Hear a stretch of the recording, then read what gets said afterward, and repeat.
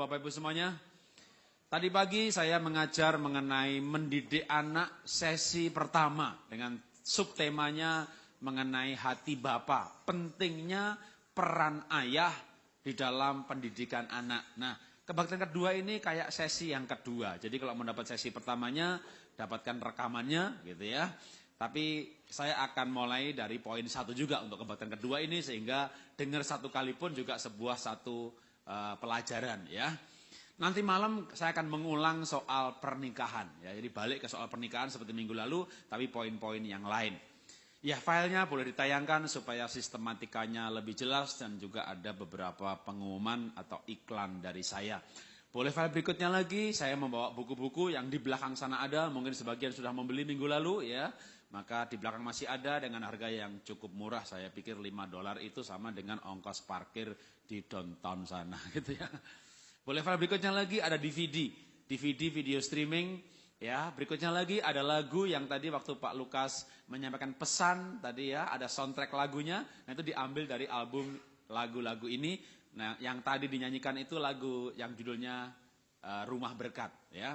Saya bukan penyanyi jadi saya nggak bisa menyanyikan, tapi ada 5 CD lagu itu kata-katanya saya yang mengarang lalu dibuat oleh yang expert Pak Jonathan Prawira untuk worshipnya, lalu yang bukan worship oleh yang lain ya. Boleh file berikutnya lagi, ini adalah kata kunci untuk ketemu dengan saya baik di Facebook atau Blogspot atau YouTube. Kalau ketik kalimat ini akan muncul saya gitu ya. Jadi yang sukanya mungkin nggak suka membaca ya, tapi kalau dengerin di YouTube lebih gampang gitu ya. Ketik aja misalnya inspirasi sukses, inspirasi bijak, inspirasi kehidupan, inspirasi keluarga bahagia atau kata-kata ini. Pokoknya hampir mengetik kata-kata begitu akan muncul karena ada ratusan episode yang sudah saya upload dan setiap beberapa puluh, 30, 50 dengan nama kata kunci yang berbeda ya. Oke, boleh file berikutnya lagi kita membaca Mazmur 124 ayat 127 ayatnya yang keempat. 1, 2, 3. Seperti anak-anak panah di tangan pahlawan, demikianlah anak-anak pada masa muda. Jadi anak itu seperti anak panah. Misalnya ini anak panah, ini pulpen ya. Tapi seandainya ini anak panah, maka kalau ditaruh gitu ya sudah di sini nggak bisa kemana-mana. Nah, anak itu seperti anak panah. Maksudnya dia perlu diarahkan kemana gitu ya. Oh, diarahkan. Ini anak nih pandai ngomong nih, tukang ngomong aja gitu ya. Wah ini pedagang cocok ini ya, sales cocok ini gitu ya. Wah ini anaknya pendiam tapi teliti, wah mungkin akunting cocok. Kalau akunting banyak ngomong ya angkanya meleset terus nanti dia itu. Wah ini anaknya ini kayaknya ini anaknya suka berantem, suka bertengkar. Wah itu namanya karunia bertengkar. Wah ini jadi pengacara cocok ini ya gitu ya. Jadi wah anak itu perlu diarahkan sesuai dengan anaknya ya, diarahkan. Itu anak panah itu harus diarahkan dulu ya. Kalau ditaruh ya dia begitu aja. Arahkan lalu didorong. Wah, dimotivasi. Maka anak panah itu akan melesat sesuai dengan sasarannya. Boleh file berikutnya? Saya punya anak 3 tapi 2-nya sudah melesat, 3-nya hampir gitu ya. Ya, anak pertama, zaman sekarang ini zaman di mana untuk pandai saja tidak cukup, itu istilah saya. Kenapa? Karena banyak orang pandai. Ya, sekolah internasional di mana-mana. Maka untuk mendapat beasiswa misalnya waktu dia menang ASEAN Scholarship, itu sekolah unggulan dikumpulkan di tes matematika dari 100 orang mungkin 40 orang anak nilainya 100 semuanya. Siapa yang dipilih? Tes bahasa Inggris dari 100 anak mungkin 30 100 semuanya, siapa yang dipilih? Akhirnya jatuh-jatuh ke karakter juga. Yang mandiri. Kenapa? Karena program beasiswa yang diambil anak saya itu dimulai kelas 3 SMP pergi ke luar negeri. Wah, kalau pinter tapi nggak mandiri nggak akan dipilih. Pinter tapi nggak punya drive yang kuat. Jadi kenapa kamu ikut program beasiswa? Ya mamah yang nyuruh, langsung dicoret. Gitu ya. Wah dia belum punya dream. Jadi anak pandai zaman sekarang nggak cukup ya. Boleh file berikutnya lagi, kalau anak nomor 2 saya berikan istilah semua bisa berubah. Kenapa? Karena dia waktu kelas 1 SD hampir nggak naik kelas. Ulangan 4,5, 5,0, 4,5, 5,0. Bangunnya susah sekali, ditempeleng, masih nggak bangun juga, dibawa ke kamar mandi, dimandiin, harus dipegangin. Kalau nggak dipegangin masih roboh dia. Jadi nomor 2 itu masalahnya, aduh diajak ngomong nggak noleh.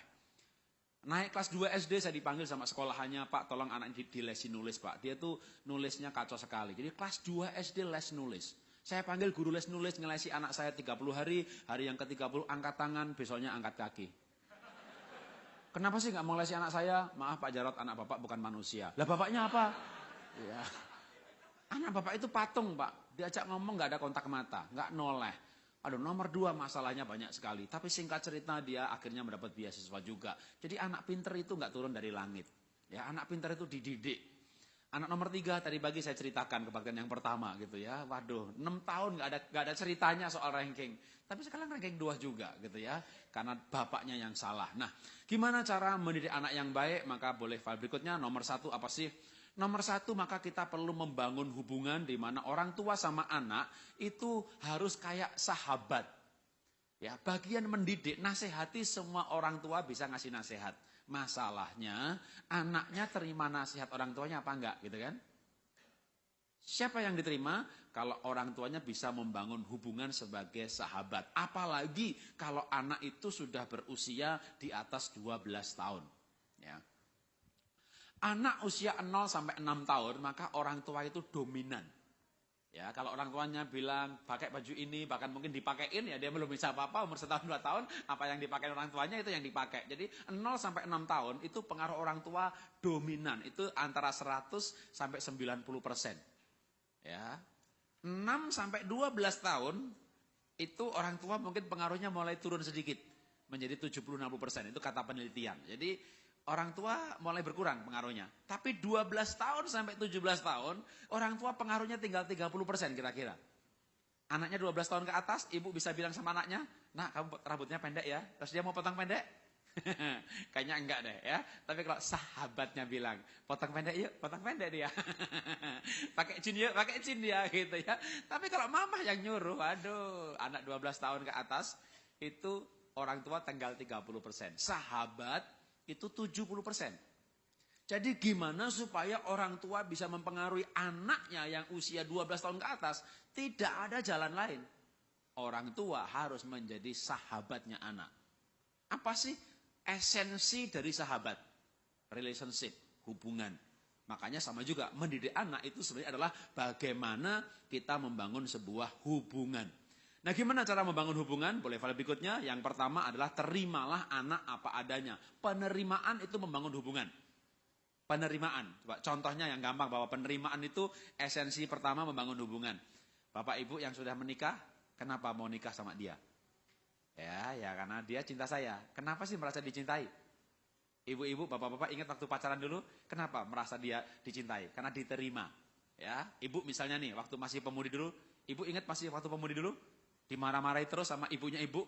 Kamu tuh gimana sih? Wah, anak gadis nggak masak, anak gadis kamar berantakan. Itu kenapa CD-nya di sana? Kenapa kutangnya di sana? Kenapa di sana? Wah, pokoknya dimarahi aja ibu ini sama ibunya ibu ya. Dimarahi terus.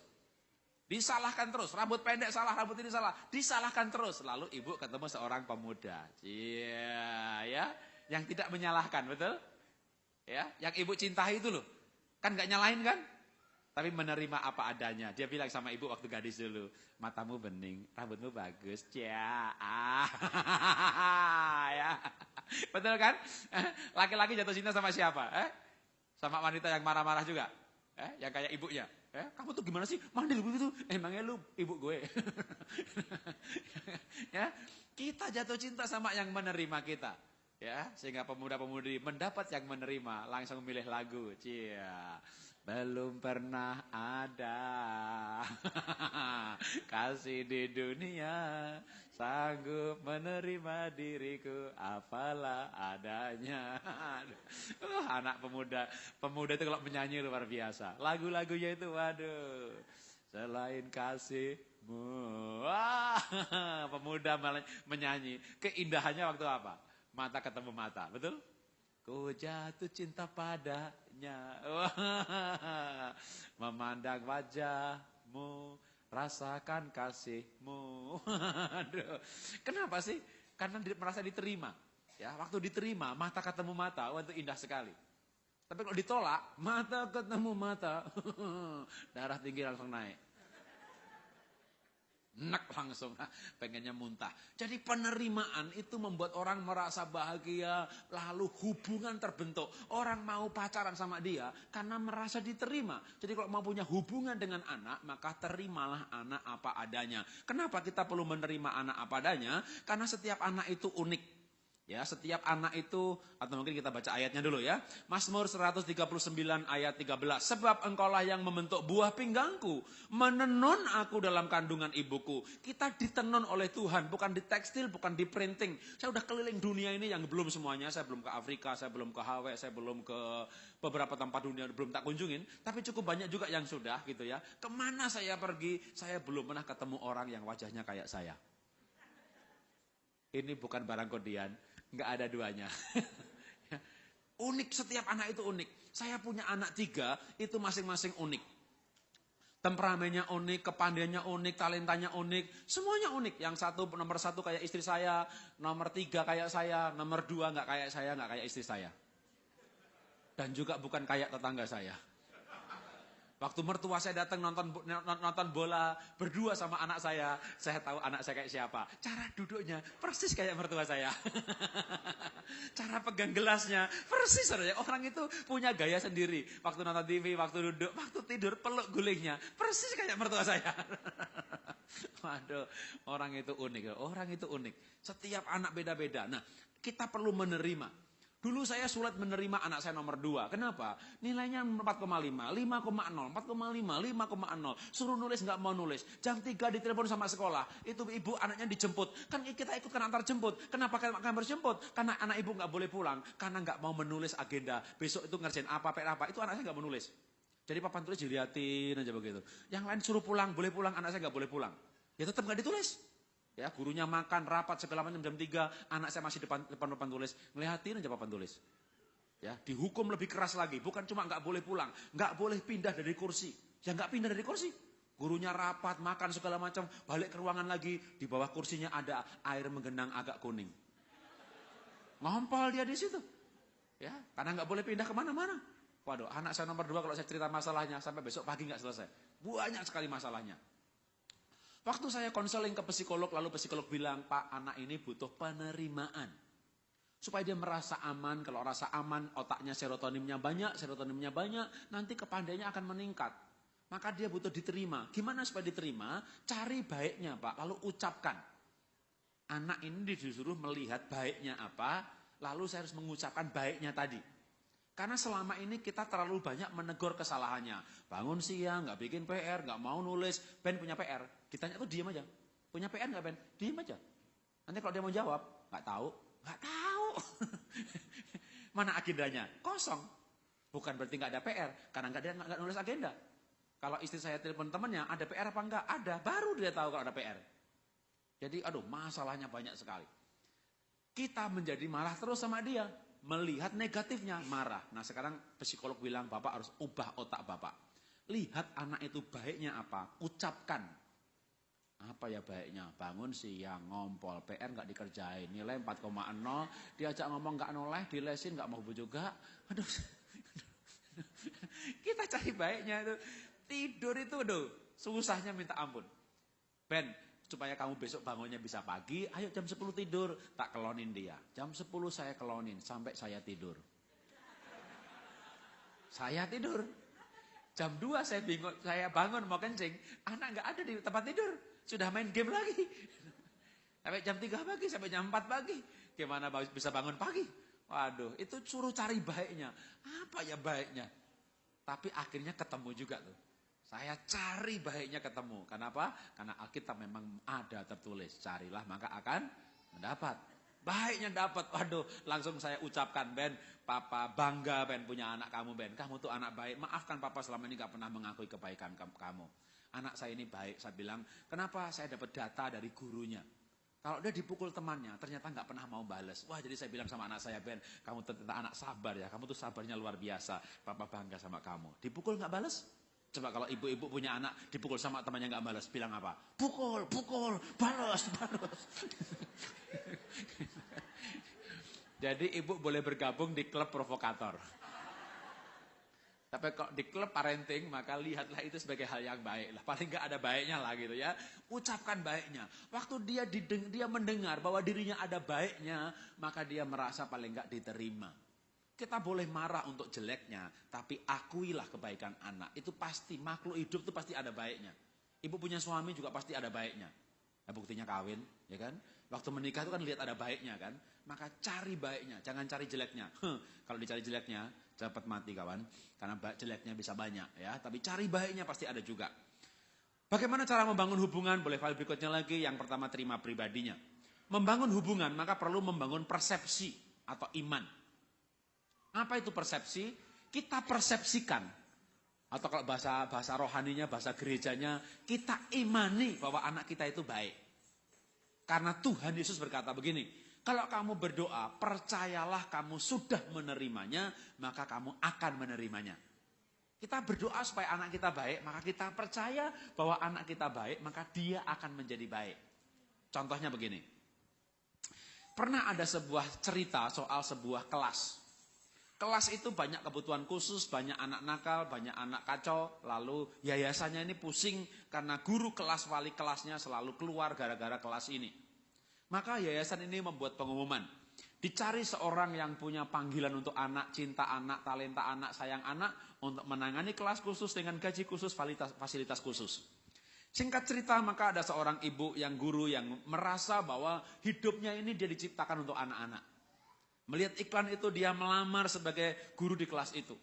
Ketika dia mulai mengajar, dia tahu kenapa banyak yang lain keluar. Karena itu kelas selalu ribut, orang berdebat, pindah kursi. Kalau gurunya nulis di papan tulis, yang anak juga ikut maju ke depan. Atau malah pesawat terbang dari kertas berterbangan. Mereka selalu berteriak, waduh itu kelas kacaunya luar biasa.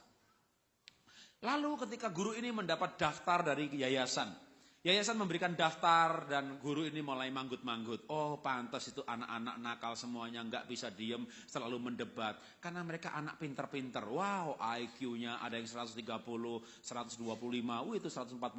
Oh pantas mereka nggak bisa diem karena mereka IQ-nya tinggi-tinggi. Berdasarkan data itu maka guru ini mulai mengembangkan sebuah proses pembelajaran yang sekarang disebut dengan nama active learning. Jadi itu anak dibagi dalam kelompok berdasarkan mood psikologisnya. Mereka hari-hari tertentu boleh milih pelajaran apa. Kelompok ini pelajaran olahraga, kelompok ini seni, kelompok ini matematika. Toh akhir bulan dia akan mengevaluasi, kelompok ini sedikit sekali memilih matematika, dia akan bertindak sebagai motivator, fasilitator, dan mendorong kelompok itu dengan imbalan tertentu untuk mengambil matematika.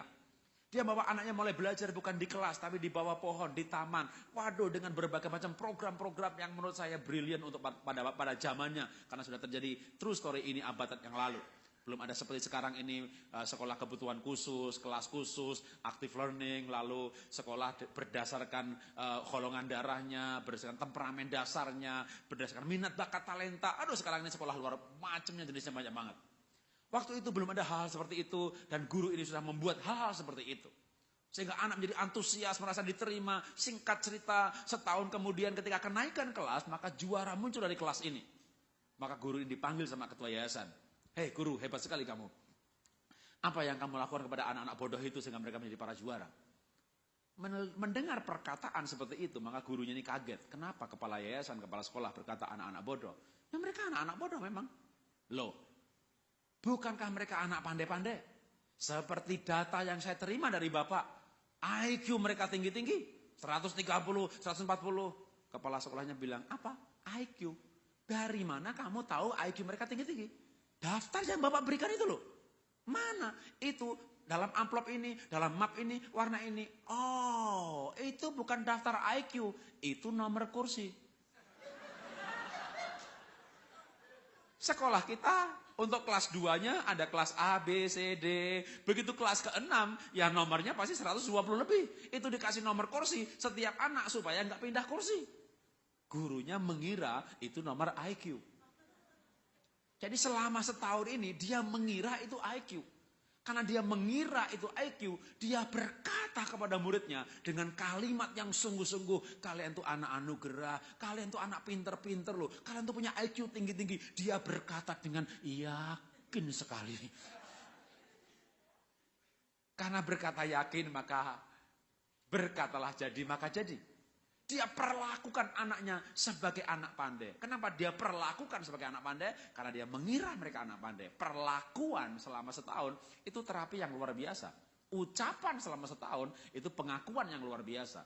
Maka kita perlu taruh persepsi di kepala kita. Anak kita hebat, anak kita juara, anak kita luar biasa, anak kita akan mewarisi negeri ini. Kenyataan nilai 4,5, 5,0 itu lain ceritanya. Karena kita anaknya pencipta, kita akan menciptakan juga. Tuhan mencipta dunia ini dengan perkataannya, kita akan ciptakan anak kita dengan perkataan kita juga. Amin. Maka ucapkan yang baik. Kita harus mengucapkan perkataan, tapi untuk mengucapkan itu perlu persepsi atau perlu iman. Maka imanilah anak kita hebat, anak kita baik, anak kita luar biasa. Kenyataan anak saya nomor 2 hampir gak naik kelas. Butuh waktu 6 tahun membawa ke ranking 1. Dan 6 tahun itu boleh dikatakan 2 tahun terakhir eksponensial grafiknya. Tapi 4 tahun pertama, hampir-hampir seperti tidak berubah. Hampir-hampir seperti tidak berubah. Gamenya, mainnya, nggak mau nulisnya. Sekarang prestasinya naik. Tapi tetap hari ini pun anak saya nomor 2, gamenya masih tidak berubah. Di Singapura, di tempat kosnya, dia menjadi joki bagi yang lain untuk main game. Kagak pernah belajar. Kagak pernah belajar. Cuma rankingnya 1 gitu ya. Jadi rupanya dia anak unik dengan cara belajar tersendiri. Dia cukup mendengar 1 kali. Jadi kalau di sekolahan dengar sekali udah dia nggak pernah diulangin lagi gitu ya. Jadi itu anak emang unik juga gitu ya. Ya diperlakukan unik. Cuma dulu dia nggak bahagia maka prestasinya nggak muncul. Sekarang bahagia prestasinya muncul. Tapi tetap gamenya nggak berubah gitu ya. Cuma dia belajarnya punya cara tersendiri. Tapi anak itu kalau kita persepsikan dia anak baik, dia jadi baik. Kita ucapkan baik, jadi baik. Ya, boleh file berikutnya. Lalu gimana cara bangun hubungan dengan anak? Karena kalau kita punya hubungan, nasihat menjadi mudah. Maka cara membangun hubungan adalah membangun persahabatan. Gimana cara membangun persahabatan? Yang pertama, hobinya anak apa? Kalau anak punya hobi jalan-jalan, ajak jalan-jalan. Punya hobi berenang, ajak hobi berenang. Anak saya nomor 2, hobinya main game. Maka hobinya jangan dilarang. Ya, waktu saya tahu anak saya nomor 2, keranjingan game, Ben, kamu tak beliin komputer yang bagus buat main game. Supaya kamu main gamenya cepat karena prosesornya hebat. Gitu ya. Jadi anak dikasih yang dia suka. Jangan dilarang. Kamu nggak boleh main game ya. Senin sampai Sabtu kamu belajar. Nanti baru Minggu boleh main game. Dia puasa 6 hari. Minggunya buka puasa. Seharian main game. Maka dia nggak ke gereja. Lebih baik dikasih jatah. Ya, jadi hobinya itu kita kelola sebagai alat motivasi. Kamu boleh main game. Kita beliin komputer yang bagus. Kita punya posisi apa? Sahabat. Tapi kalau kita melarang, nggak boleh. Itu anak langsung punya persepsi juga soal orang tuanya. Ini spesies satu ini, musuh gue. Yang aku suka, dia nggak boleh. Musuh aja, pokoknya musuh. Apakah musuh bisa menasehati musuhnya? Ketika musuh ngasih nasihat, ini pasti menjebak nih. Gimana kalau musuh ngasih nasihat? Kamu istirahat dulu ya, kita perangnya besok. Wih jangan, saya istirahat diserang sama dia. Musuh tidak diterima nasihatnya. Maka ketika anak saya suka main game, gamenya, hobinya kita kelola. Kamu boleh main game tiap hari 2 jam. Kalau sudah belajar boleh main tambah lagi. Kalau PR-nya dikerjakan, nanti boleh tambah lagi. Bukan tambah, kalau PR sudah selesai baru boleh main game. Kalau ulangannya bagus, main gamenya ditambah 1 jam. Jadi kita kelola, hobinya dikelola. Pak, anak saya main musik aja Pak, kerjaannya Pak. Kalau belajarnya lebih banyak kan dia bisa bagus. Sekarang ya ranking 10 sih, ranking 8 sih. Kalau dia nggak main band gitu kan belajar, ya kalau dia nggak main band nanti rankingnya 20 Ibu ya. Anak harus, orang itu perlu cinta, ya perlu senang. Ketika senang, otak itu maksimal. Ya, ada rasa senang, ada rasa cinta, itu memorinya pentok. Ya, jadi kita perlu membuat anak merasa senang. Nah, gimana caranya supaya ada persahabatan? Maka yang pertama hobinya anak apa? Jangan dilarang, tapi disalurkan. Lalu kita sediakan waktu untuk anak kita supaya ada kebersamaan karena hubungan hanya dibangun dalam kebersamaan. Kalau sudah bersama-sama, boleh file berikutnya, maka interaksi. Sederhana kan? Ya, karena banyak orang bersama-sama tapi nggak berinteraksi. Sekeluarga nih, bareng-bareng nih, makan di restoran gitu kan. Masing-masing sibuk dengan HP dan BB-nya masing-masing. Autis semuanya. Ya, nggak ngomong gitu ya. Ya, berdua pergi kemana, diem-dieman begitu ya. Rumah juga diem-dieman. Nah, artinya nggak ada interaksi. Maka belajarlah untuk berinteraksi minimal bikin undang-undang keluarga. Pasal 1 ayat 1, waktu makan HP silent. Misalnya begitu ya. Pas makan aja, makan kan paling 30 menit. Pas makan bersama tadi HP-nya masukkan tas di silent. Udah, bukan bergetar. Nanti kalau bergetar lagi tahu diangkat lagi. Pas makan aja. Hidup ini 24 jam. Kita makan pagi mungkin 15 menit, makan malam 15 menit di rumah. Nah, saat itulah kita sekeluarga ngobrol. Ya, misalnya begitu. Kami sama-sama taruh udah di kamar udah. Mau berdering berapa kali nanti kan miss call kita 20 kali berarti penting ini gitu kan. 3 kali enggak penting. Tunggu aja 20 kali gitu kan udah. Kalau udah 20 kali baru kasih tulisan hubungi sekretari saya nomor sekian, send. Udah itu juga. Udah ya. Supaya kita waktunya enggak habis buat terima telepon atau telepon orang lain. Misalnya gitu ya. Kalau saya seringnya begitu. Jadi supaya ada waktu buat keluarga maka minimal pas makan. Selebihnya ya udah ambil HP-nya masing-masing. Waktu istri saya mulai tidak menggunakan sopir dan jemput anak, pertama kesel juga ini anak. Kesel juga gitu ya. Kita jemput anak, nganter anak. Selama kita jemput, kita setirin, dia sibuk aja pakai HPWP-nya. Sampai kita dalam hati, aku nih orang tua apa sopir gitu ya. Dikacangin begitu. Ya tapi kuat-kuatin gitu kan. Bikin peraturan, pokoknya begitu pas ketemu orang tua cerita dulu deh. Habis itu nanti HP-nya boleh nggak apa-apa gitu ya. Tapi pas ketemu cerita, tadi di sekolah bagaimana gitu. Itu membangun hubungan. Ya, dibuat dengan peraturan supaya ada interaksi. Boleh file berikutnya lagi, bagaimana membangun sahabat? Maka bersikaplah sebagai sahabat. Pada saat apa? Pada saat anak gagal, dia sudah tahu kalau salah, nggak perlu dipersalahkan lagi. Ya, kamu nilainya berapa? 4. Kalau kamu lebih rajin lagi, pasti kamu bisa baik kok. Berapa temanmu nilainya? 4 juga. Oh ya berarti sama gitu ya. Jangan anak nilainya 4 langsung digebukin. Papa, aku punya nilai 4, Pak. 4, Pak. Waduh, 4 bangga lagi. Gimana? Pernah punya kejadian seperti itu? Anak punya nilai 4 bangga. Wah, pulang, Pak. Aku 4, Pak. Bapaknya nggak mau digebuk itu anak. Tapi, Pak, enggak tapi-tapian. Tapi, Pak, enggak tapi-tapian. Digebuk itu anak. Itu padahal anak biasanya ranking 1. Punya nilai 4 digebukin. Apa yang terjadi? Setahun kemudian dia turun ranking hampir 20-30. Ketika konseling lalu saya dengarkan ceritanya. Dan orang tua juga baru tahu ceritanya itu setahun kemudian setelah konseling dengan saya. Kenapa kamu malas belajar setahun terakhir ini? Habis papa gebukin saya. Papa nggak mau denger saya. Kenapa kamu gebukin? Karena nilaiku 4. Bapaknya masih memotong. Iya Pak Jarot, punya 4 bangga lagi. Bapak jangan motong pembicaraan dulu. Ya, biar saya dapat pendalamannya. Bapak punya diam dulu ya gitu kan.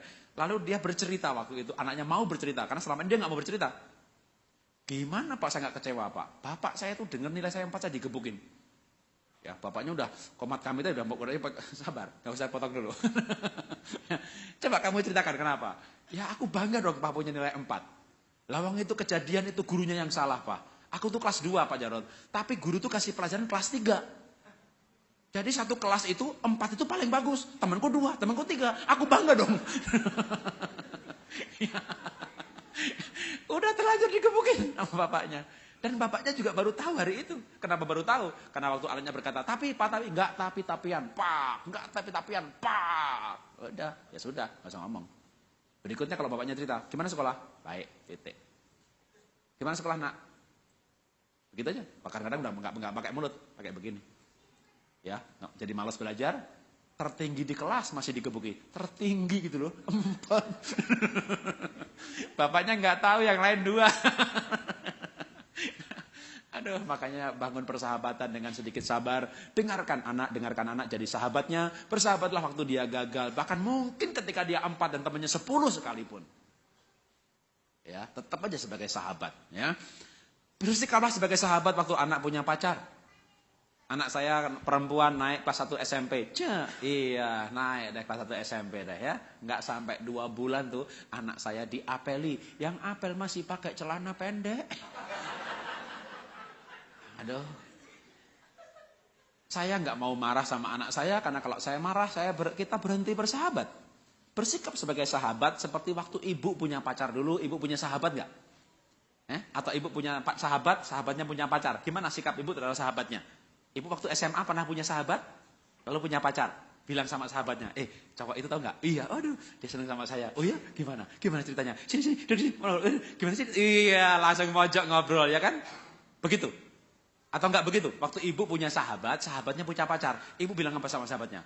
Selesaikan sekolah dulu ya, jangan macem-macem. Lu bukan sahabat gue, nenek.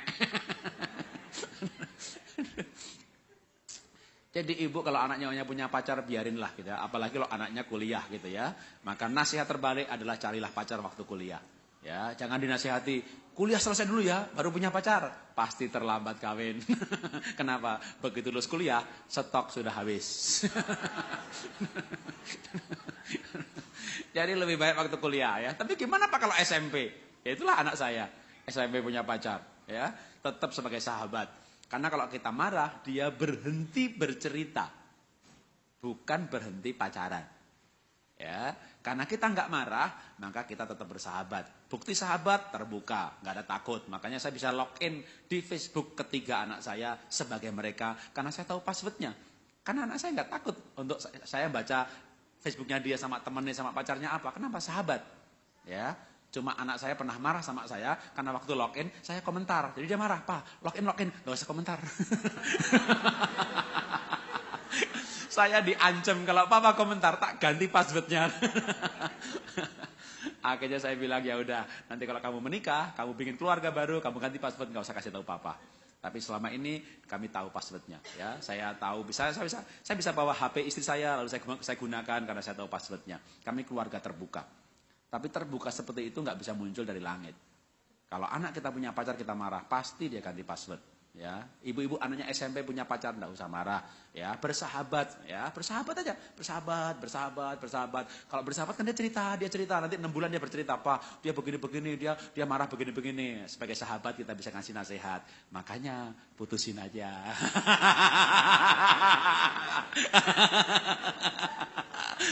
Anak SMP punya pacar, udahlah percaya saya pasti putus. Namanya SMP pasti mut-mutan, ya kan? Kalau kita sahabat, dia dengar nasihat sahabat. Ya, maka jadilah sahabatnya, aman aja. Kalau anak bersahabat sama orang tuanya, kita tahu ceritanya. Kita tahu dia kemana. Boleh file berikutnya lagi, jadi bagaimana cara mendidik anak. Yang pertama membangun persahabatan. Dengan berbagai macam tipsnya tadi, menerima apa adanya, ya, memberikan kalimat positif, lalu bersikap sebagai sahabat. Yang kedua, cara mendidik anak adalah dengan, tak kasih cerita dulu. Mungkin saya pernah cerita ini 5 tahun lalu, nggak apa-apa, dengar cerita sekali lagi, udah 5 tahun ya. Ceritanya mengenai pelaut yang suka sekali dengan burung beo. Ya, tahu burung beo? Tahu? Yakinkan saya bahwa kalian tahu burung beo. Cara meyakinkannya adalah saya kasih pertanyaan. Kalau yang punya burung beo berkata selamat pagi, maka burung beo berkata apa? Nah kalau yang punya burung beo berkata selamat siang, maka burung beo berkata persis sekali. Jadi burung-burung beo yang dikasihi Tuhan. Oke, berarti saya tahu bahwa kalian Bapak Ibu mengerti apa itu burung beo. Nah ini ceritanya mengenai burung beo. Yang punya pelaut suka merokok. Pelaut ini menjumpai burung beonya batuk. Dia panggil dokter hewan nggak sembuh, pakar hewan nggak sembuh. Yang lebih mengaku pakar lagi dan pakarnya ini periksa bulunya, kotorannya, darahnya, kotornya dianalisa, vitamin obat, burung beonya tetap aja tidak sembuh, tetap aja merokok, tetap aja batuk maksud saya ya, burung beonya batuk, si pelautnya merokok. Panggil dokter hewan, pakar hewan, tetap burung beonya nggak sembuh, sampai pelautnya membaca artikel dari dokter manusia tentang rokok. Kata dokter manusia, perokok pasif lebih berbahaya daripada perokok aktif. Perokok aktif itu yang merokok, namanya perokok aktif. Perokok pasif itu yang mendapat asap dari perokok pasif karena dia di sebelahnya. Itu namanya perokok pasif. Kenapa lebih berbahaya? Waktu dihisap, maka rokok itu asapnya melewati tembakau berfungsi sebagai filter.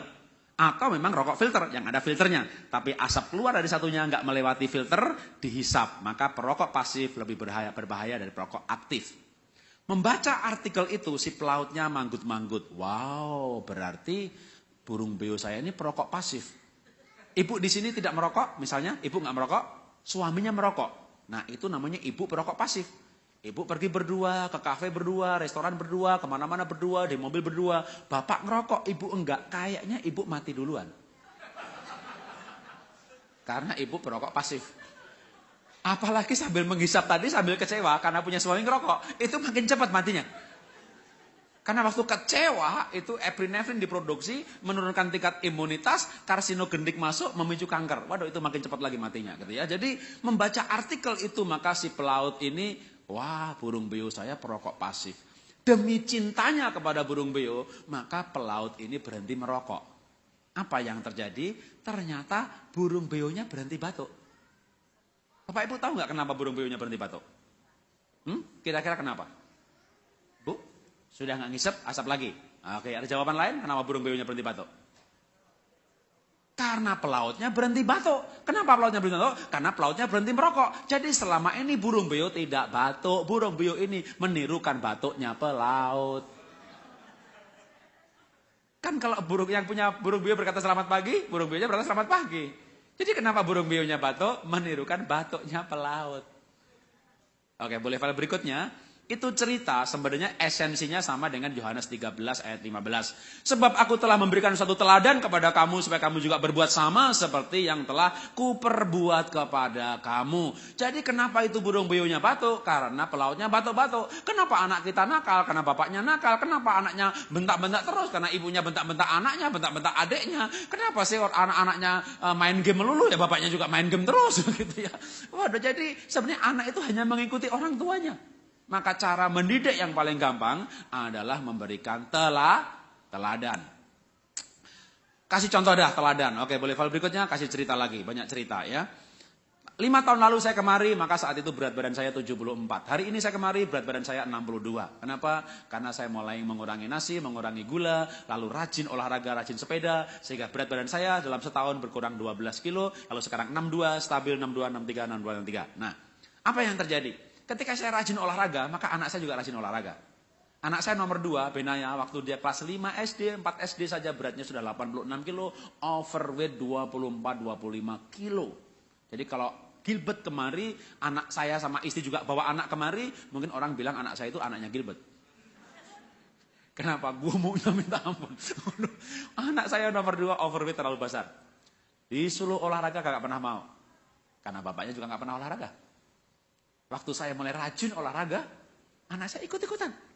Jadi lebih mudah berkata kepada anak di dalam kolam renang, yuk renang nak, daripada ayo nak kamu berenang.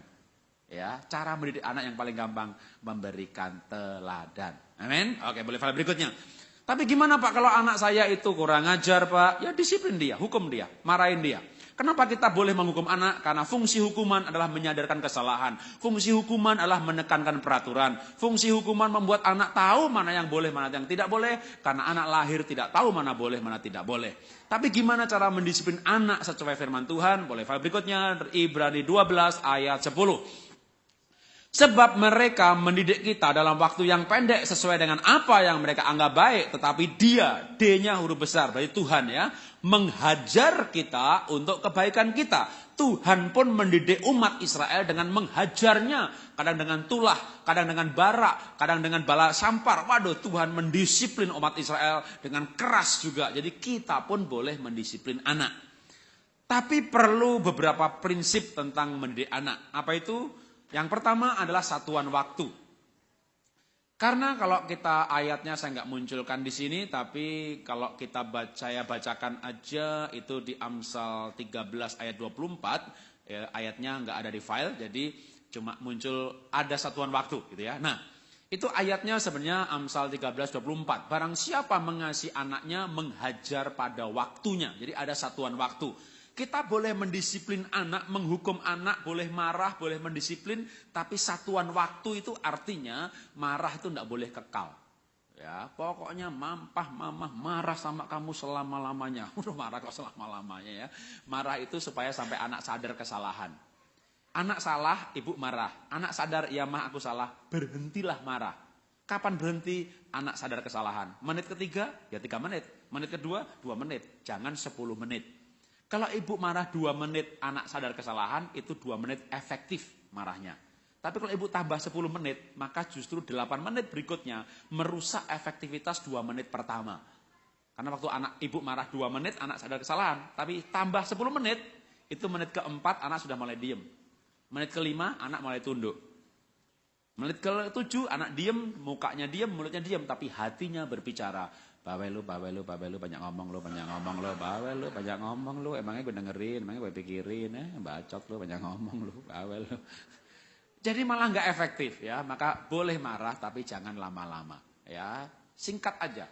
Dan kalimat yang sama nggak perlu diulang-ulang. Anak sekarang itu pinter banget kok, pinter. Kita ngomong sekali dia dengar, ya nggak perlu berkali-kali ya. Kalau kita mungkin perlu berkali-kali gitu ya, karena IQ kita berbeda. Karena gizinya berbeda. Coba Bapak Ibu beli iPad, beli HP, coba ya. Bisa gak ngubah ringtone-nya, ngubah wallpaper-nya? Aduh, Bapak Ibu beli alat-alat seperti itu. Baca itu namanya manual book-nya. Gak ngerti-ngerti caranya bagaimana. Kasih anak TK zaman sekarang, anak playgroup zaman sekarang. Gak lama lagi dirubah wallpaper-nya, dirubah ringtone-nya. Duh nak, gimana caranya nak? Anaknya ngajarin, gini loh mah, pencet Ctrl C ini. Gini loh mah, gini loh mah. Gimana sih nak, kagak ngerti juga. Udah diterangin masih kagak ngerti. Aduh, anak sekarang bisa menghubungkan antara HP dengan laptop, dengan printer, dengan apa, pakai YouTube, pakai Bluetooth, pakai apa. Aduh, itu diterangin sekali dia ngerti kok. Ya, pinter anak sekarang itu pinter. Ya, maka ibu bicara enggak usah diulang banyak-banyak. Sekali aja, satu kalimat sekali, kalimat yang sama sekali. Marah itu enggak perlu berulang-ulang. Begitu berulang-ulang, nek dia, ya, langsung reject gitu ya. Move to trash.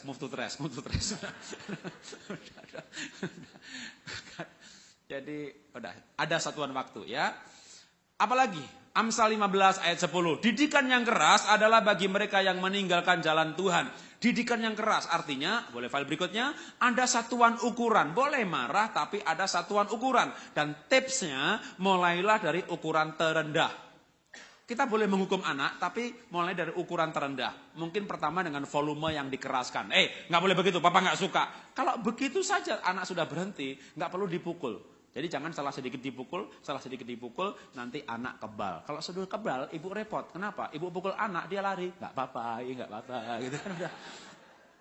Itu sudah overdosis namanya ya. Jadi apalagi di Amerika mungkin berbahaya memukul anak karena tetangga melihat, dia lapor ke polisi bahwa ada KDRT, ibu ditangkap.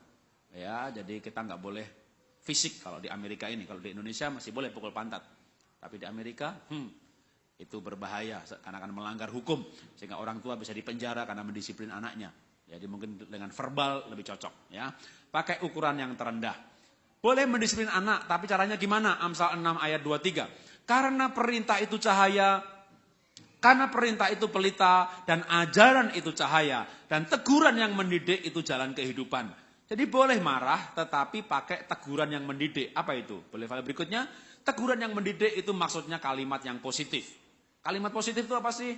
Kamu anak baik ya, enggak boleh nakal. Kamu anak yang diurapi Tuhan, enggak boleh kurang ajar. Kamu anak pinter ya, harus belajar. Besok nilainya 4,5, 5,6 lagi. Ben kamu anak pinter ya, tapi harus nulis gitu ya. Besok enggak nulis lagi, kita marah lagi. Kamu anak pinter, tapi kamu harus nulis gitu ya. Jadi kita marah, kita gemes, kita teriak, tapi bilangnya kamu anak pinter, harus nulis. Ya, boleh teriak, boleh emosi. Ibu boleh emosi. Pak, bukannya kita harus lemah lembut. Lemah lembut kalau kalimatnya negatif juga nggak boleh. Contoh, ibu anaknya nakal, kurang ajar, ibu lemah lembut panggil anaknya. Lalu dengan lemah lembut berkata-kata kalimat negatif. Nak, mamah menyesal melahirkan kamu. Kamu anak yang nggak ada gunanya. Kayaknya lebih baik ya nak ya, kamu dikubur saja. Lemah lembut. Mamah menyesal melahirkan kamu. Lemah lembut sekali. Lemah lembut, tajam. Lemah lembut tapi tajam. Jadi lebih baik teriak, kamu anak baik, enggak boleh nakal. Ya, dia kaget dah gitu ya. Kita emosi, kita lega. Ya, habis marah kan kita lega karena apa? Emosi kita keluarkan, tapi kalimatnya positif ya. Daripada lemah lembut tapi kalimat negatif. Kenapa kita harus kalimat positif? Karena kalimat itu suara itu energi, energi itu kekal. Barang siapa mengucapkannya memakan buahnya, barang siapa menabur ia menuai, barang siapa menggemakannya memakan buahnya. Suara itu energi, cahaya itu energi. Energi mempengaruhi energi yang lain. Hukum energi itu kekal. Ini namanya air minum. Air minum ini ada tulisannya di sini H2O, hidrogen sama oksigen. Hidrogen itu kalau dipecah lagi, diperdalam lagi ada neutronnya, ada protonnya. Proton mengelilingi neutron. Lalu H2O ini bercampur dengan H2O yang lain, kalau menguap jadi uap udara, kalau mencair jadi air, membeku jadi es. Mau udara, mau uap air, mau es, maka H2O berkumpul membentuk sebuah kristal. Di Jepang diteliti mengenai kristal air dan juga kristal yang lain, tapi yang diteliti di Jepang adalah kristalnya H2O. Maka air ini dari lubang sumur yang sama, lalu diucapkan terima kasih, oh buat air ini saya bisa puasa 40 hari, selama saya minum saya tidak akan mati, saya nggak minum 10 hari, saya dehidrasi dan penyakit lain datang. Betapa hebatnya ini air, Tuhan aku bersyukur buat air ini, airnya luar biasa, selama saya minum 8 gelas air putih sehari, saya bebas bebas dari sariawan, saya bebas dari pusing karena sinyal bahwa kekurangan air. Jangan dikasih obat pusing, tapi minum air pasti hilang. Ini luar biasa sekali air. Wah, berkata positif soal air. Lalu air yang dikalimatin positif tadi, dibawa ke lab, dilihat kristalnya bening, jernih, bagus. Air yang sama kita kutuki dengan kalimat negatif, maka kristalnya sama-sama H2O, tapi membentuk kristal yang jelek. Kenapa? Karena suara itu energi, ternyata energi negatif mempengaruhi pergerakan neuron proton yang sedang bergerak, yang kita nggak bisa ngelihat itu air, tapi di situ sebenarnya ada pergerakan molekul-molekul hidrogen dan oksigen yang membangun kristal. Kalimat negatif, kristalnya jelek. Nah, kalau kita berkalimat negatif tentang suami, tentang anak kita tuh kalau dipres, maka 80% air. Apalagi otak 90% air. Total keseluruhan tubuh 70% air. Jadi kalau ibu berkata-kata jelek tentang anak, itu kristalnya berubah. Bapak berbicara jelek tentang istri, kristalnya berubah. Tapi kalau bapak berbicara yang baik tentang istri, coba bilang sama istrinya, "Ma, matamu bening, kamu tuh manis loh." Langsung perubahan genetik. Struktur molekul langsung berubah. Benar saudara ya? Itu kalimat positif pengaruhnya luar biasa. Kenapa? Karena kalimat ini sama otak, sama tubuh, sama hormon ini kompaknya luar biasa. Kalau saya berkata, aduh ini agak meriang, agak greges-greges, ini capek, tidur besok segar. Kalau Anda meriang berkata, kalau begini besok pilek nih biasanya. Besok pilek beneran. Kenapa? Tubuh ini mengikuti perkataan. Tubuh mengikuti perkataan. Ada di sini yang tubuhnya nggak ikuti perkataan? Ketika perkataan berkata, mulut berkata, pikiran berkata, ambil makanan, nggak mau, rakus lu, bawa lu. Tubuh mengikuti perkataan. Ya, perkataan itu energi, mari kita menggemakan yang positif, mendidik anak secara positif, harus marah tapi kalimatnya positif. Boleh berikutnya lagi? Boleh marah tapi adil, karena keadilan membuat rasa aman. Pemerintah adil, maka rakyat merasa aman. Orang tua adil, maka anak merasa aman. Menghukum tapi adil. Anak perempuan salah dihukum, anak laki salah dihukum. Adil, supaya anak paling kecil tidak suka ngomong jorok karena dia diakui sebagai pribadi.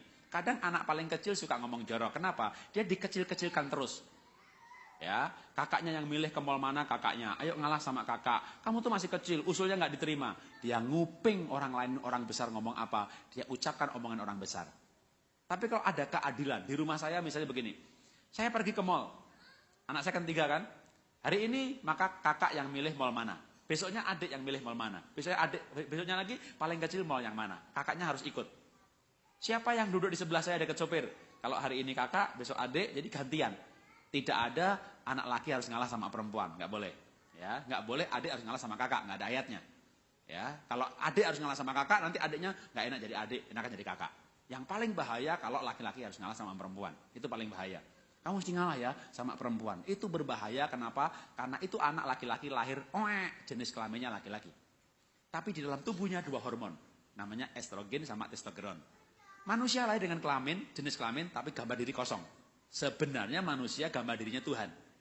Tapi karena dosa, gambar diri kosong. Lalu dia akan mencari gambar dirinya. Manusia punya pencarian gambar diri sepanjang hidupnya. Dan menjadi seperti apa gambar dirinya. Dia lahir laki-laki. Lalu orang tuanya berkata, aduh ini cantik sekali gitu ya. Padahal anaknya laki-laki, itu bahaya. Waktu dia mulai umur 2 SD, 3 SD atau masih TK, kamu ngalah sama adik kamu perempuan. Maka anak laki-laki ini berkata, enakan jadi perempuan. Enakan jadi perempuan. Maka hormon testosteron, estrogennya bertumbuh dalam hidupnya. Ya, jadi manusia itu lahir dengan 1 jenis kelamin, tapi hormonnya 2. Hati-hati dengan orang yang bingung mencari jati dirinya. Ya, bisa homo lesbi. Homo lesbi tidak mungkin melahirkan, karena homo nggak melahirkan, lesbi nggak melahirkan. Jadi semuanya lahir normal sebenarnya. Tapi gambar diri mempengaruhi hormon.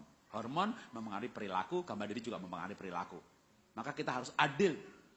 Laki perempuan yang benar-benar, yang salah-salah. Jangan laki dituntut jadi perempuan, kamu lemah lembut kayak adik kamu. Lah adiknya perempuan, dia suruh lemah lembut. Akhirnya dia membayangkan enaknya perempuan ya, alangkah indahnya. Bermimpi jadi perempuan, hormon estrogennya diproduksi.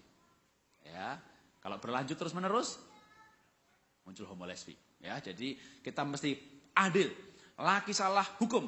Anak perempuan salah, hukum. Semuanya dengan keadilan. Sampai yang praktis kayak duduk di mobil, duduk depan aja yang mana gitu ya. Kalau di Amerika mungkin nggak boleh ya. Mesti di belakang ya anak kecil ya. Kalau di Indonesia, waduh, duduk depan. Hari ini aku. Wah, semuanya mau ke depan. Bahkan mau dipangku sama bapaknya. Waduh, ya. Itu digilir dengan adil. Kalau di Amerika ditangkap polisi. Jadi jangan anak bawa ke depan. Taruh di belakang pakai seat belt gitu ya.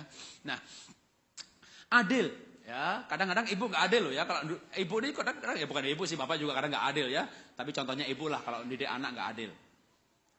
Anaknya 3, yang satu wajahnya kayak dirinya. Kalau anaknya salah, ibu pengertian sekali.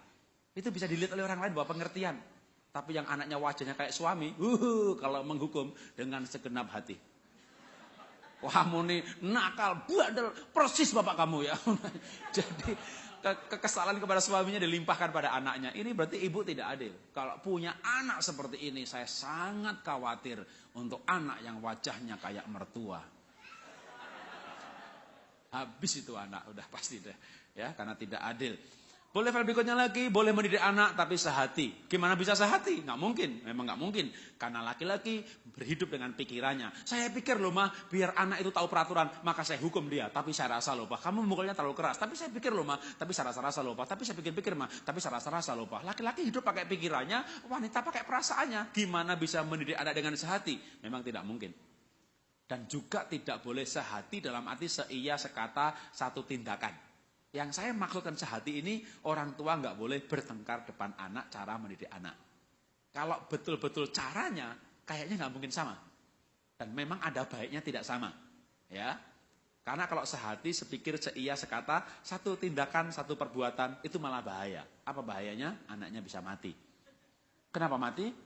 Iyalah, bapaknya pukul anak 10 kali, pak, nangis gerung-gerung. Ibunya pulang. Wah, kenapa pak anak nangis? Aku pukul dia. Berapa? 10. Aku 10 juga.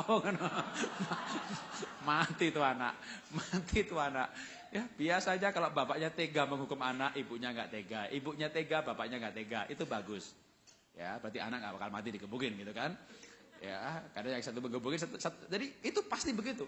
Dalam keluarga itu begitu, satu tega, satu nggak tega, itu namanya jodoh. Ya, saling melengkapi. Tapi tidak sehati. Yang saya maksudkan adalah jangan bertengkar depan anak. Kalau bapaknya pukul anak atau dibalik ibunya pukul anak, siapa yang tega aja gitu kan? Biasanya salah satu tega, satu enggak. Misalnya bapaknya pukul anaknya, pak, anaknya nangis, ibu berikan empati, berikan simpati, enggak apa-apa, tapi bukan pembelaan. Simpati itu gimana? Anaknya nangis, papa aja, mama, papa jahat, aku dipukul. Peluk dia, itu namanya simpati. Mana yang dipukul pantatnya? Merah. Nah ya, kalau ibu bilang merah, anaknya nangisnya tambah dikencang-kencangin. Gitu ya. Nggak apa-apa, tapi dia merasa disimpatiin. Jangan bilang, mana, nggak apa-apa, cengeng loh. Nah itu tidak simpati. Berikan simpati, berikan empati, peluk dia. Kalau perlu lihat, katakan merah ya, mama kasih lotion. Tapi tidak boleh pembelaan. Pembelaan itu apa? Misalnya anak berkata, mama, papa jahat. Memang, itulah bapakmu. Nah, itu nggak boleh. Itu yang saya tidak sehati yang saya maksud itu begitu, itu jangan ya. Jadi waktu anak nangis, ibu langsung mulai black campaign. Ya, wah papa jahat. Memang, itulah bapakmu. Wah, jadi namanya black campaign. Kenapa? Menjelek-jelekan partai yang lain. Jadi dalam keluarga ada partai bapak, partai ibu, masing-masing kampanye. Lalu akhirnya ibu bilang sama anak, nak kamu pilih bapak apa pilih mama? Pilih opa. Nggak mau pilih dua-duanya ya. Jadi mari kita mendisiplin tapi dengan sehati. Boleh berikutnya lagi, saya bacakan Mazmur 32 ayat 10. Aku hendak mengajar dan menunjukkan kepadamu jalan yang harus kau tempuh. Aku hendak memberi nasihat, mataku tertuju padamu. Boleh marah tapi mataku tertuju padamu. Apa artinya? Boleh berikutnya, artinya fokusnya pada anak.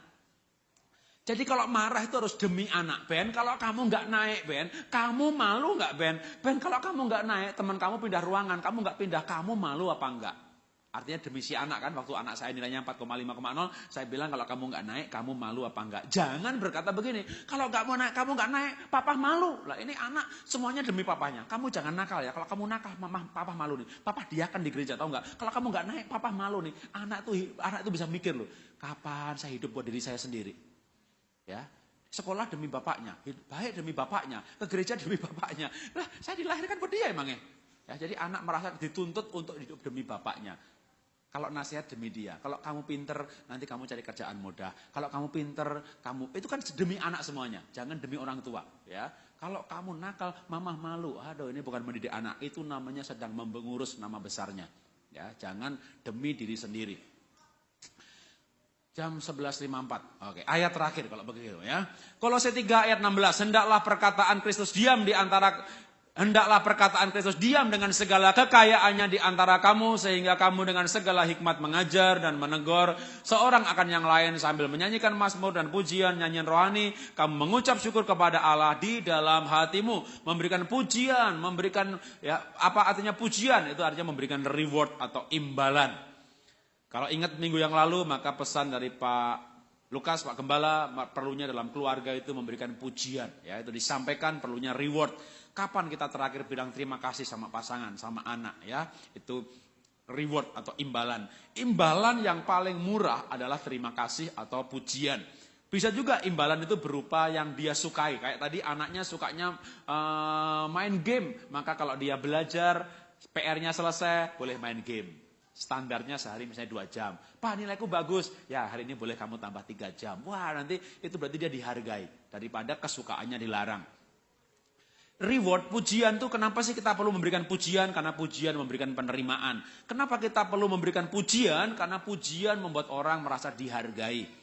Kenapa kita perlu memberikan pujian? Karena pujian itu ada ayatnya besar kuasanya. Mungkin tak kasih satu kisah, cerita, lalu saya akhiri ya. Poin yang lain nanti saya masukkan di nanti malam, sama poin yang lain sudah ada di pagi tadi ya, kalau dalam slide ini. Oke, mungkin tak kasih satu cerita ilustrasi lalu selesai. Soal kuasa pujian. Ibu-ibu di Philadelphia punya daster nggak di sini? Kalau summer pakai daster ya. Kalau nggak summer tidur pakai jaket. Tapi di Amerika ibu punya daster juga ya? Punya daster. Punya baju pesta juga? Apalagi Pak, banyak Pak baju pesta. Oke, tahu daster? Tahu baju pesta? Daster itu apa? Dipakai buat tidur. Bentuknya apa? Biasanya daster itu longgar ya.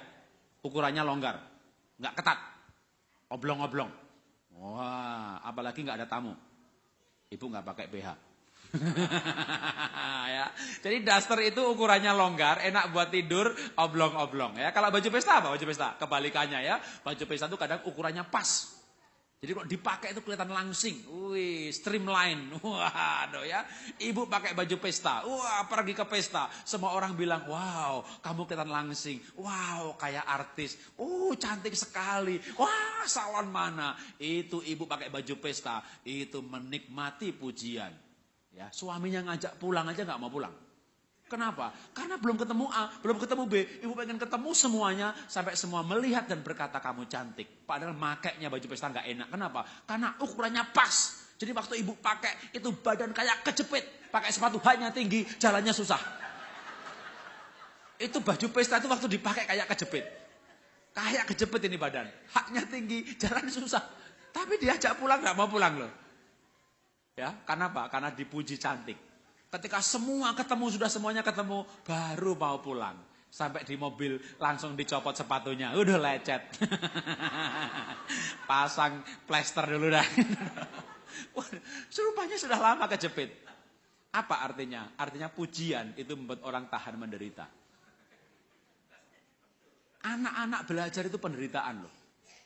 Makanya kalau dipuji, dia akan tahan untuk belajar. Ya. Ibu itu anak nggak belajar dimarahi. Ibu pulang dari gereja, pulang pelayanan, pulang kerja, kok anak nggak di ruang tamu, nggak main game, nggak buka iPad, nggak nonton TV, buka pintu kamar, lagi belajar. Ibu bilang apa? Ibu bilang apa lihat anak belajar? Bilang? Tumben. Itu kesalahan ya. Jangan bilang tumben, waduh anak pinter, anak hebat. Berikan dia pujian, karena pujian membuat orang tahan menderita. Kalau orang dibilang nggak belajar dimarahi, nggak bikin PR dimarahi, ya nggak apa-apa, memang kita harus marah. Kalimatnya positif yang penting. Tapi waktu dia belajar, jangan lupa rewardnya, ya pujiannya. Kalau perlu tepuk pundaknya, waduh hebat gitu ya. Bahkan kalau perlu dipujinya waktu belajar, bukan waktu nilainya 100. Pujilah waktu dia melakukan karakter. Kalau dia 100 dipuji, 50 digebukin, pasti nyontek supaya nggak digebukin, supaya nilainya 100. Tapi kalau dia rajin belajar dipuji, walaupun nilainya 50 apa 60. Tapi waktu belajar dipuji, maka dia akan terus belajar. Ya, karena kita perhatikan adalah karakternya. Kalau dia belajar dipuji, dia akan terus belajar. Lama-lama nanti mungkin ya 60 juga, kayak emang IQ yang agak tinggi. Ya kan? Tapi kalau dia 60 plus rajin, itu kaya tuh. Ya, IQ tinggi, IP 4,0 tapi nggak rajin. Kagak kaya-kaya tuh. Karena yang kaya itu yang hatinya baik. Yang berhasil itu yang hatinya baik. Ya, bukan yang IP-nya tinggi. Yang berhasil itu yang cerdas emosi. Yang menikah, berhasil, bahagia dalam pernikahan. Bukan yang IP-nya tinggi. IP-nya tinggi, menikah sama IP-nya tinggi. Kalau bertengkar, dalilnya banyak. Ayatnya banyak, menikah sama ayat banyak. Bertengkar gak pernah selesai, karena cadangannya banyak banget. Ya, tapi yang hatinya baik itu, dagang laku loh. Walaupun matematikanya mungkin waktu kuliah dulu nilainya pas-pasan. Kenapa? Hatinya baik. Apa itu hati baik? Rajin. Apa itu rajin? Karakter. Jadi waktu anak rajin belajar, pujilah dia. Maka dia akan terus rajin belajar. Soal hasil itu Tuhan yang ngatur sebenarnya kok. Tapi kalau dia rajin, biasanya nilainya makin bagus. Kayak anak saya nomor 2, memang butuh waktu 6 tahun. Tapi dari hampir nggak naik kelas, ya naik, ya dikit-dikit aja. Tapi waktu dia rajin dipuji. Saya tidak memuji dia nunggu 100, butuh waktu 6 tahun kemudian. Ketika dia masih nilainya 4, sudah menikmati pujian karena dia rajin. Wah, kamu hebat ya, rajin belajar. Kok kamu nilainya 4, Pak? Ben, kamu nilainya 4, Ben. Ya susah, Pak. Aku kan nggak nyontek, Pak. Wah, bagus. Berarti kamu ini 4-nya kudus, Ben. Waduh, dia dapat istilah begitu. Waduh, 4-nya kudus ya. Wah, lain kali dia pakai itu, dia dengar. Dia dipuji karena nggak nyontek. Waduh, lain kali dia punya alasan itu. Pak, nilaiku 5, Pak. Kok 5? Kudus, Pak. 5-nya kudus, Pak. Sekali kita ucapkan, wah dipegang sama dia. Waktu kita bilang, waduh ya nggak apa-apa lah kamu 4 tapi kudus, Ben gitu ya. Wah dipegang sama dia. Artinya nasihat kita dipegang. Ya nggak salah kan. Yang penting kan benar-benar kudusnya. Yang membuat dia 20 tahun lagi berhasil. Nilai 10 atau kudus? Menurut saya kudusnya. Ya, waktu anak itu kudus, punya komitmen, gak mau korupsi, dia integritas bisa dipegang, orang lain modalin dia, atau orang mau dagang sama dia. Jadi tetap yang penting adalah kudusnya tadi. Maka pujilah anak waktu dia rajin, waktu dia gak nyontek. Ya, nilai berapa? Itu nilai itu gak penting-penting banget lah. Ya, yang penting 6,0, alhamdulillah naik kelas. Itu udah cukup buat hidup, ya. Itu udah cukup buat hidup. Karena waktu kita hidup, kita tuh ngitung harga. Nggak serumit waktu belajar kalkulus, integral, dan segala macam. Ya, kita tuh dagang itu gampang banget kok. Beli 100, tambah transport sekian, jual 200 pasti untung. Nggak pakai itu namanya, waduh, kecuali kalau mau ngerancang jembatan gitu ya, kekuatannya berapa dihitung segala macam. Hidup kita sehari-hari begini nggak pakai matematika serumit yang kita pelajari waktu SD dulu. Jangan kan SMP dan kuliah. Kita kelas 2 SD udah bisa dagang kok. Matematika udah cukup. Yang penting bisa pencet kalkulator. Ini angka 1, ini angka 2, ini angka 3 udah. Ya kan? Jadi waktu anak itu matematikanya nggak hebat-hebat banget. Yang penting kudus, rajin. Maka pujilah anak. Rewardnya diberikan waktu dia melakukan karakter. Amin. Mari tunduk kepala kita berdoa. Bapa, kami bersyukur Tuhan. Ajari kami memperhatikan karakter anak kami. Lebih daripada prestasi akademik. Kami percaya Tuhan. Firman-Mu berkata bahwa takut akan Tuhan adalah permulaan segala hikmat. Karena itu yang paling penting Tuhan, ajari kami membawa anak-anak kami kepada Tuhan. Membawa anak kami beribadah di usia dini mereka. Mengajak mereka berdoa bersama-sama dalam mezbah keluarga. Seperti kami pelajari Tuhan dalam ibadah doa malam tentang keluarga yang berdoa. Sekeluarga berdoa seperti Yosafat, seperti Yoel. Ajari anak kami Tuhan, ajari kami mengajak anak-anak kami untuk datang beribadah. Untuk mengenal Tuhan di usia dini mereka. Ajari kami memperhatikan karakter anak kami. Lebih daripada kami memperhatikan prestasi akademik mereka. Terima kasih Tuhan. Ajari kami memiliki kalimat yang positif. Sekalipun kami emosi dan marah. Namun kami berpikir hal yang baik. Kami emosi karena kami manusia Tuhan. Kami gak bisa menahan emosi kami. Kami belum punya penguasaan diri sehebat Tuhan. Kami belajar untuk hal itu. Tapi kami belajar Tuhan ketika kami emosi. Kami tidak melukai hatinya. Kami tidak memvonisnya, memberikan cap negatif yang merusak gambar dirinya. Ajari kami Tuhan, ajari kami. Bagi kami pemuda-pemudi Tuhan, kami punya mimpi. Kalau kami bangun keluarga nanti, kami akan bangun sebuah keluarga baru. Tidak mewarisi cara orang tua kami yang mewarisi orang tua kami dan orang tua kami turun-temurun dengan cara yang salah. Tapi kami akan membangun sebuah keluarga yang baru Tuhan. Dengan nilai-nilai firman Tuhan, dengan nilai-nilai kerajaan Allah. Dan kami tahu Tuhan, anak-anak yang dibangun dalam nilai kerajaan Allah akan tumbuh perkasa, akan mewarisi negeri Tuhan. Ketika yang lain hanyut dalam narkoba, dalam pornografi, maka anak-anak kami Tuhan akan tumbuh bersinar seperti Sadrah, Mesak, Abednego di Babel, seperti Daniel di Babel. Anak-anak kami Tuhan mereka tidak sempurna, tapi mereka akan berubah ke arah yang baik. Kami akan beri kami kesabaran untuk melihat pertumbuhan dan perubahan mereka. Mereka bukan malaikat, dan mereka bukan jemaat kami. Mereka satu pribadi yang unik, yang perlu kami tunggu dengan sabar, munculnya karakter demi karakter. Ajari kami Tuhan, kami belajar, dan terus belajar menjadi orang tua yang lebih baik dan lebih baik lagi. Terima kasih Bapa, di dalam nama Tuhan Yesus kami terima firman-Mu. Haleluya, amin. Tuhan berkati.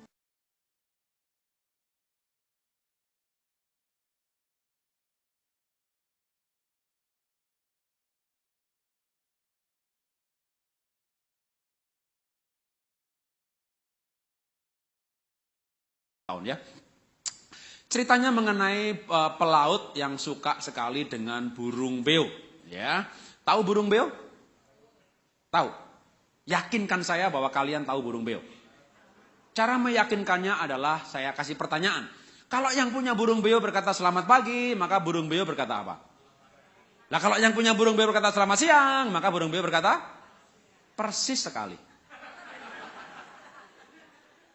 Jadi burung-burung beo yang dikasihi Tuhan.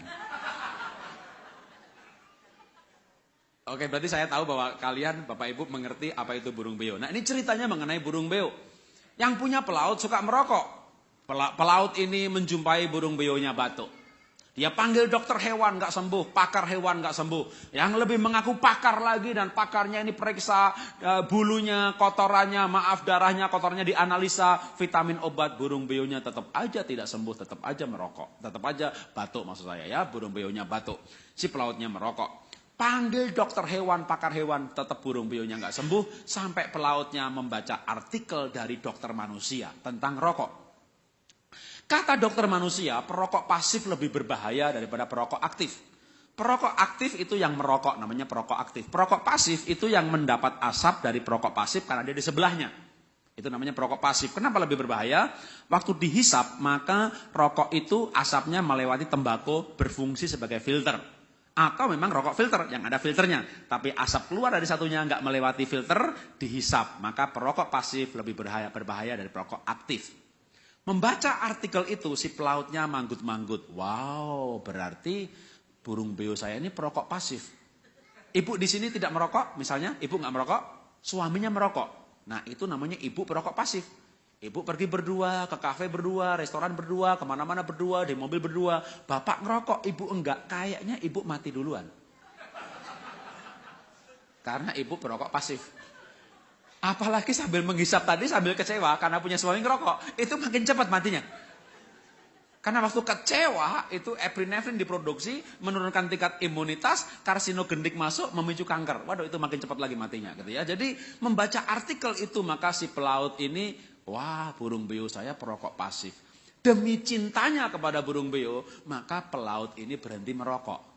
Apa yang terjadi? Ternyata burung beonya berhenti batuk. Bapak Ibu tahu nggak kenapa burung beonya berhenti batuk? Kira-kira kenapa? Bu, sudah nggak ngisep, asap lagi. Oke, ada jawaban lain kenapa burung beonya berhenti batuk? Karena pelautnya berhenti batuk. Kenapa pelautnya berhenti batuk? Karena pelautnya berhenti merokok. Jadi selama ini burung beo tidak batuk. Burung beo ini menirukan batuknya pelaut. Kan kalau yang punya burung beo berkata selamat pagi, burung beonya berkata selamat pagi. Jadi kenapa burung beonya batuk? Menirukan batuknya pelaut. Oke, boleh file berikutnya. Itu cerita sebenarnya esensinya sama dengan Yohanes 13 ayat 15. Sebab aku telah memberikan suatu teladan kepada kamu supaya kamu juga berbuat sama seperti yang telah kuperbuat kepada kamu. Jadi kenapa itu burung buyunya batuk? Karena pelautnya batuk-batuk. Kenapa anak kita nakal? Karena bapaknya nakal. Kenapa anaknya bentak-bentak terus? Karena ibunya bentak-bentak anaknya, bentak-bentak adiknya. Kenapa sih anak-anaknya main game melulu? Ya bapaknya juga main game terus gitu ya. Waduh, jadi sebenarnya anak itu hanya mengikuti orang tuanya. Maka cara mendidik yang paling gampang adalah memberikan teladan. Kasih contoh dah teladan. Oke, boleh file berikutnya, kasih cerita lagi, banyak cerita ya. 5 tahun lalu saya kemari, maka saat itu berat badan saya 74. Hari ini saya kemari, berat badan saya 62. Kenapa? Karena saya mulai mengurangi nasi, mengurangi gula, lalu rajin olahraga, rajin sepeda, sehingga berat badan saya dalam setahun berkurang 12 kilo, lalu sekarang 62, stabil 62, 63, 62, 63. Nah, apa yang terjadi? Ketika saya rajin olahraga, maka anak saya juga rajin olahraga. Anak saya nomor 2, Benaya, waktu dia kelas 5 SD, 4 SD saja beratnya sudah 86 kilo, overweight 24-25 kilo. Jadi kalau Gilbert kemari, anak saya sama istri juga bawa anak kemari, mungkin orang bilang anak saya itu anaknya Gilbert. Kenapa? Gue maunya minta ampun. Anak saya nomor 2 overweight terlalu besar.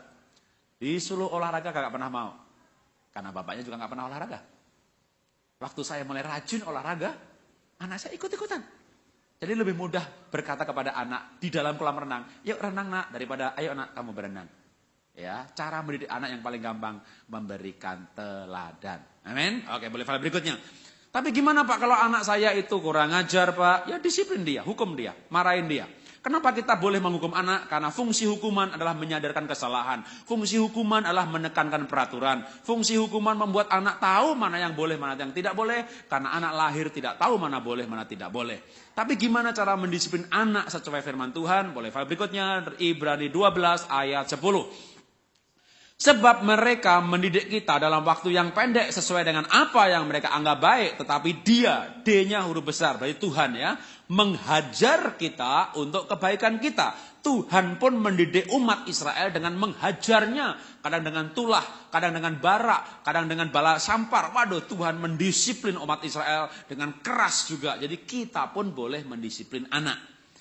Tapi perlu beberapa prinsip tentang mendidik anak. Apa itu? Yang pertama adalah satuan waktu.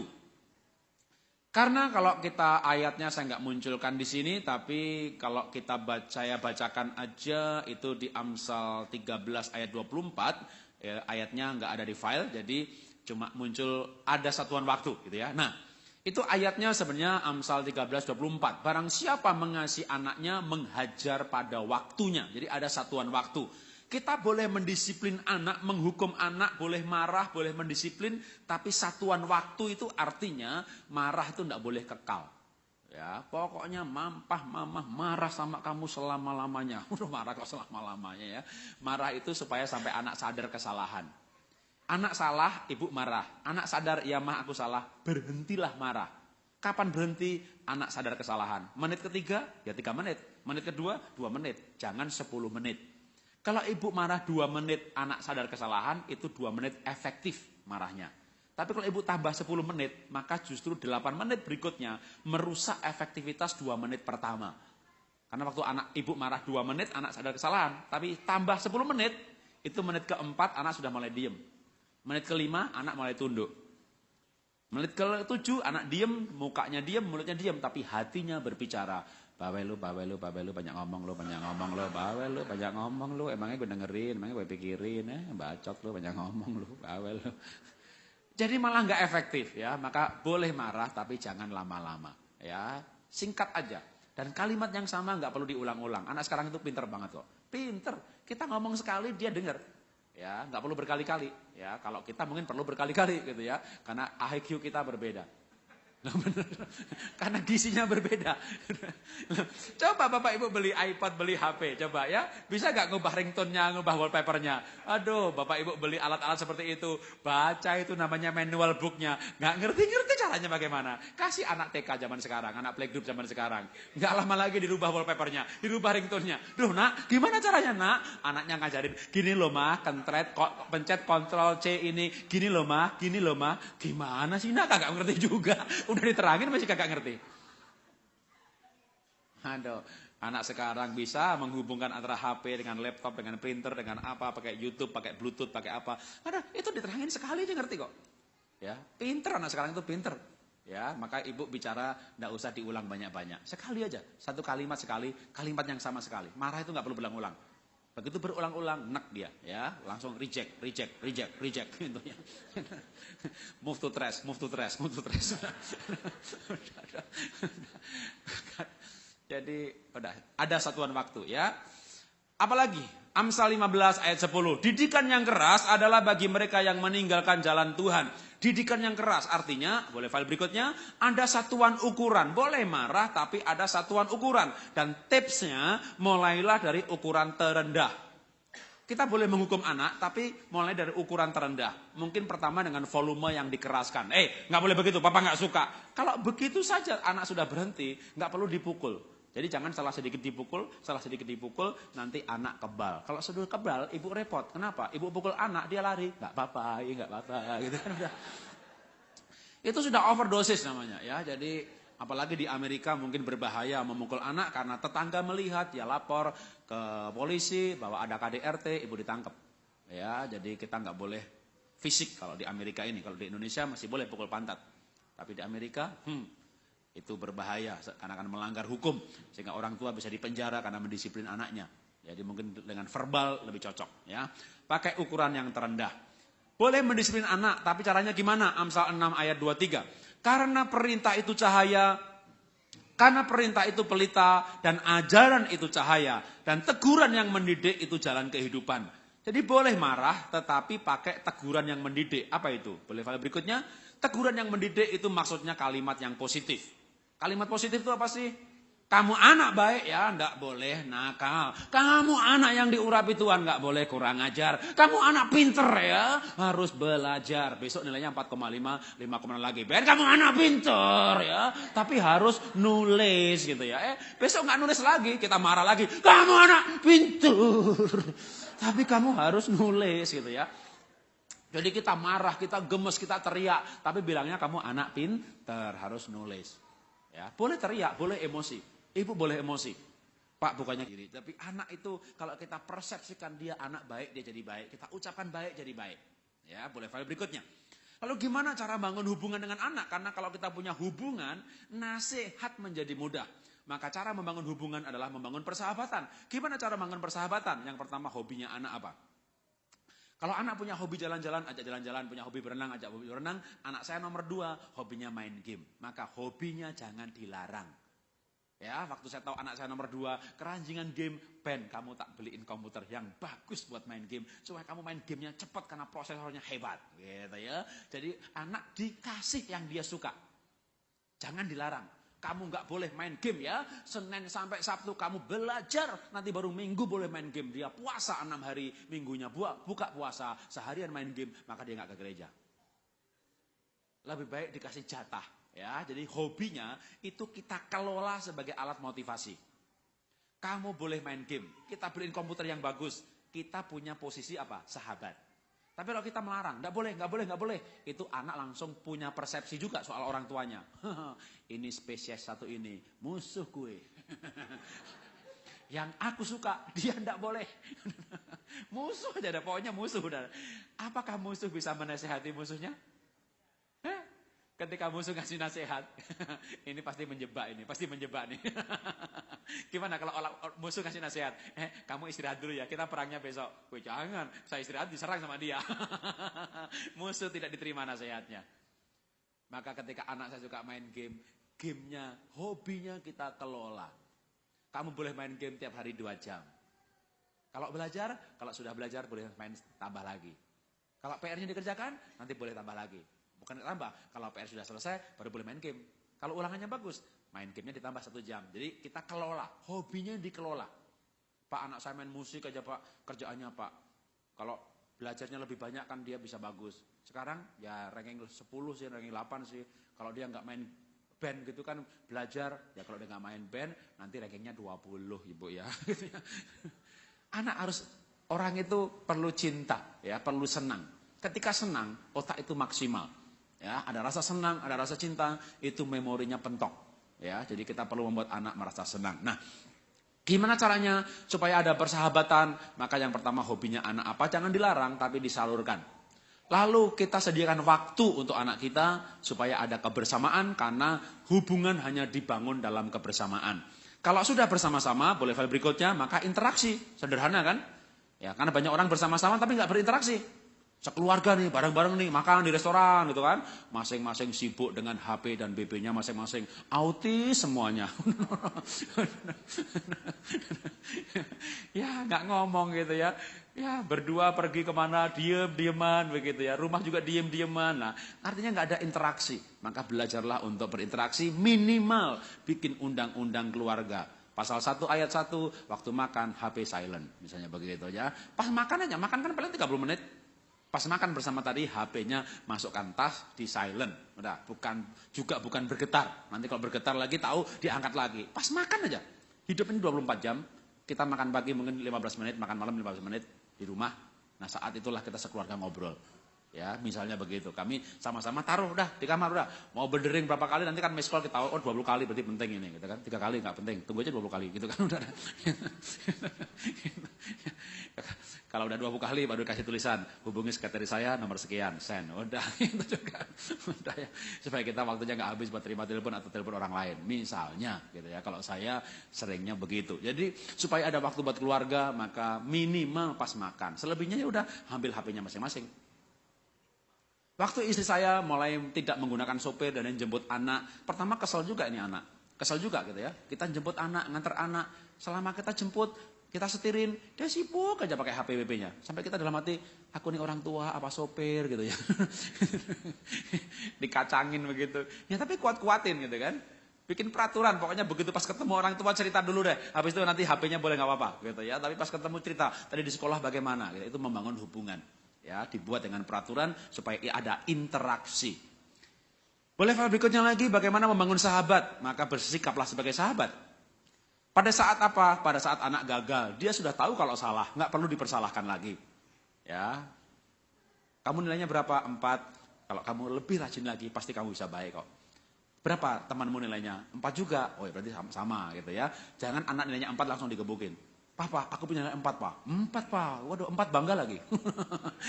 Gimana? Pernah punya kejadian seperti itu? Anak punya nilai 4 bangga. Wah, pulang, Pak. Aku 4, Pak. Bapaknya nggak mau digebuk itu anak. Tapi, Pak, enggak tapi-tapian. Tapi, Pak, enggak tapi-tapian. Digebuk itu anak. Itu padahal anak biasanya ranking 1. Punya nilai 4 digebukin. Apa yang terjadi? Setahun kemudian dia turun ranking hampir 20-30. Ketika konseling lalu saya dengarkan ceritanya. Dan orang tua juga baru tahu ceritanya itu setahun kemudian setelah konseling dengan saya. Kenapa kamu malas belajar setahun terakhir ini? Habis papa gebukin saya. Papa nggak mau denger saya. Kenapa kamu gebukin? Karena nilaiku 4. Bapaknya masih memotong. Iya Pak Jarod, punya 4 bangga lagi. Bapak jangan motong pembicaraan dulu. Ya, biar saya dapat pendalamannya. Bapak punya diam dulu ya gitu kan. Lalu dia bercerita waktu itu. Anaknya mau bercerita. Karena selama ini dia nggak mau bercerita. Gimana Pak saya nggak kecewa Pak? Bapak saya tuh dengar nilai saya 4 saya digebukin. Ya bapaknya udah komat kami tadi udah sabar, nggak usah potong dulu. Coba kamu ceritakan kenapa? Ya aku bangga dong Pak punya nilai 4. Lawang itu kejadian itu gurunya yang salah Pak. Aku tuh kelas 2 Pak Jarod, tapi guru tuh kasih pelajaran kelas 3. Jadi satu kelas itu 4 itu paling bagus. Temanku 2, temanku 3. Aku bangga dong. Udah terlanjur digebukin sama bapaknya. Dan bapaknya juga baru tahu hari itu. Kenapa baru tahu? Karena waktu anaknya berkata, tapi enggak tapi-tapian, Pak. Enggak tapi-tapian, Pak. Udah, ya sudah, enggak usah ngomong. Berikutnya kalau bapaknya cerita, gimana sekolah? Baik, titik. Gimana sekolah nak? Begitu aja. Kadang-kadang udah enggak pakai mulut, pakai begini. Ya, jadi malas belajar. Tertinggi di kelas masih digebuki. Tertinggi gitu loh. 4. Bapaknya nggak tahu yang lain 2. Aduh, makanya bangun persahabatan dengan sedikit sabar. Dengarkan anak jadi sahabatnya. Bersahabatlah waktu dia gagal. Bahkan mungkin ketika dia 4 dan temannya 10 sekalipun. Ya, tetap aja sebagai sahabat. Ya, bersikaplah sebagai sahabat waktu anak punya pacar. Anak saya perempuan naik kelas 1 SMP. Iya, naik deh kelas 1 SMP deh ya. Nggak sampai 2 bulan tuh anak saya diapeli. Yang apel masih pakai celana pendek. Aduh. Saya nggak mau marah sama anak saya, karena kalau saya marah, kita berhenti bersahabat. Bersikap sebagai sahabat, seperti waktu ibu punya pacar dulu, ibu punya sahabat nggak? Atau ibu punya sahabat, sahabatnya punya pacar. Gimana sikap ibu terhadap sahabatnya? Ibu waktu SMA pernah punya sahabat, lalu punya pacar. Bilang sama sahabatnya, cowok itu tahu nggak? Iya, aduh, dia seneng sama saya. Oh iya, gimana? Gimana ceritanya? Sini, duduk sini. Gimana sih? Iya, langsung mojok ngobrol, ya kan? Begitu. Atau enggak begitu? Waktu ibu punya sahabat, sahabatnya punya pacar. Ibu bilang apa sama sahabatnya? Selesaikan sekolah dulu ya, jangan macem-macem. Lu bukan sahabat gue, nenek.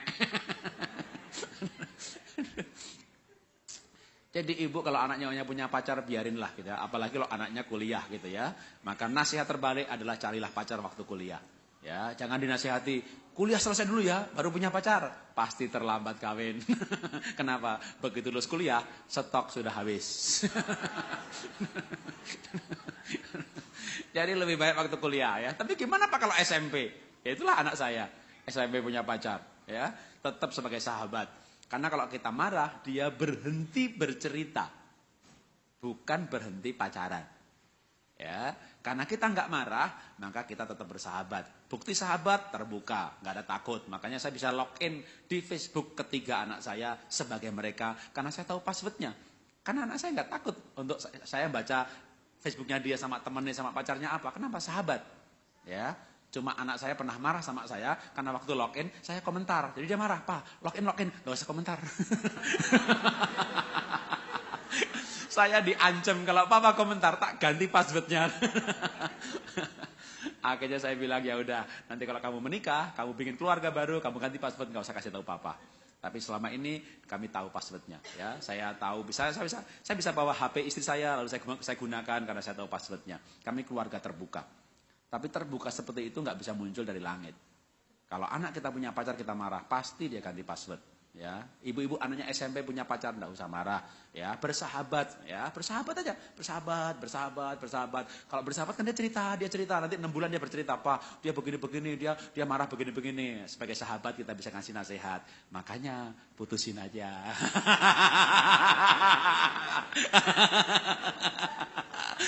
Anak SMP punya pacar, udahlah percaya saya, pasti putus. Namanya SMP, pasti mut-mutan, ya kan? Kalau kita sahabat, dia dengar nasihat sahabat. Ya, maka jadilah sahabatnya, aman aja. Kalau anak bersahabat sama orang tuanya, kita tahu ceritanya. Kita tahu dia kemana. Boleh file berikutnya lagi, jadi bagaimana cara mendidik anak? Yang pertama membangun persahabatan. Dengan berbagai macam tipsnya tadi, menerima apa adanya, ya, memberikan kalimat positif, lalu bersikap sebagai sahabat. Yang kedua, cara mendidik anak adalah dengan, tak kasih cerita dulu. Mungkin saya pernah cerita ini 5 tahun lalu, nggak apa-apa, dengar cerita sekali lagi udah 5 tahun. Nggak ada duanya. Unik, setiap anak itu unik. Saya punya anak 3, itu masing-masing unik. Temperamennya unik, kepandaiannya unik, talentanya unik, semuanya unik. Yang nomor satu kayak istri saya, nomor 3 kayak saya, nomor 2 nggak kayak saya, nggak kayak istri saya. Dan juga bukan kayak tetangga saya. Waktu mertua saya datang nonton bola berdua sama anak saya tahu anak saya kayak siapa. Cara duduknya persis kayak mertua saya.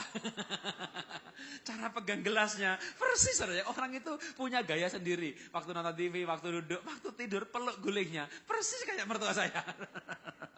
Waduh, orang itu unik. Setiap anak beda-beda. Nah, kita perlu menerima. Dulu saya sulit menerima anak saya nomor 2. Kenapa? Nilainya 4,5, 5,0, 4,5, 5,0. Suruh nulis nggak mau nulis. Jam 3 ditelepon sama sekolah. Itu ibu anaknya dijemput. Kan kita ikutkan antar jemput. Kenapa kalian harus jemput? Karena anak ibu nggak boleh pulang. Karena nggak mau menulis agenda. Besok itu ngerjain apa. Itu anak saya nggak mau nulis. Jadi papan tulis diliatin aja begitu. Yang lain suruh pulang, boleh pulang. Anak saya nggak boleh pulang. Ya tetap nggak ditulis. Ya, gurunya makan, rapat segala macam jam 3, anak saya masih depan tulis, ngeliatin aja papan tulis. Ya, dihukum lebih keras lagi, bukan cuma nggak boleh pulang, nggak boleh pindah dari kursi. Ya nggak pindah dari kursi. Gurunya rapat, makan segala macam, balik ke ruangan lagi, di bawah kursinya ada air menggenang agak kuning. Ngompol dia di situ. Ya, karena nggak boleh pindah kemana-mana. Waduh, anak saya nomor 2 kalau saya cerita masalahnya sampai besok pagi nggak selesai. Banyak sekali masalahnya. Waktu saya konseling ke psikolog, lalu psikolog bilang, Pak, anak ini butuh penerimaan. Supaya dia merasa aman, kalau rasa aman otaknya serotoninnya banyak, nanti kepandainya akan meningkat. Maka dia butuh diterima. Gimana supaya diterima? Cari baiknya Pak, lalu ucapkan. Anak ini disuruh melihat baiknya apa, lalu saya harus mengucapkan baiknya tadi. Karena selama ini kita terlalu banyak menegur kesalahannya. Bangun siang, gak bikin PR, gak mau nulis. Ben punya PR, ditanya tuh diem aja. Punya PR gak Ben? Diem aja. Nanti kalau dia mau jawab, gak tahu. Gak tahu. Mana agendanya? Kosong. Bukan berarti gak ada PR, karena gak nulis agenda. Kalau istri saya telepon temannya, ada PR apa enggak? Ada, baru dia tahu kalau ada PR. Jadi masalahnya banyak sekali. Kita menjadi marah terus sama dia.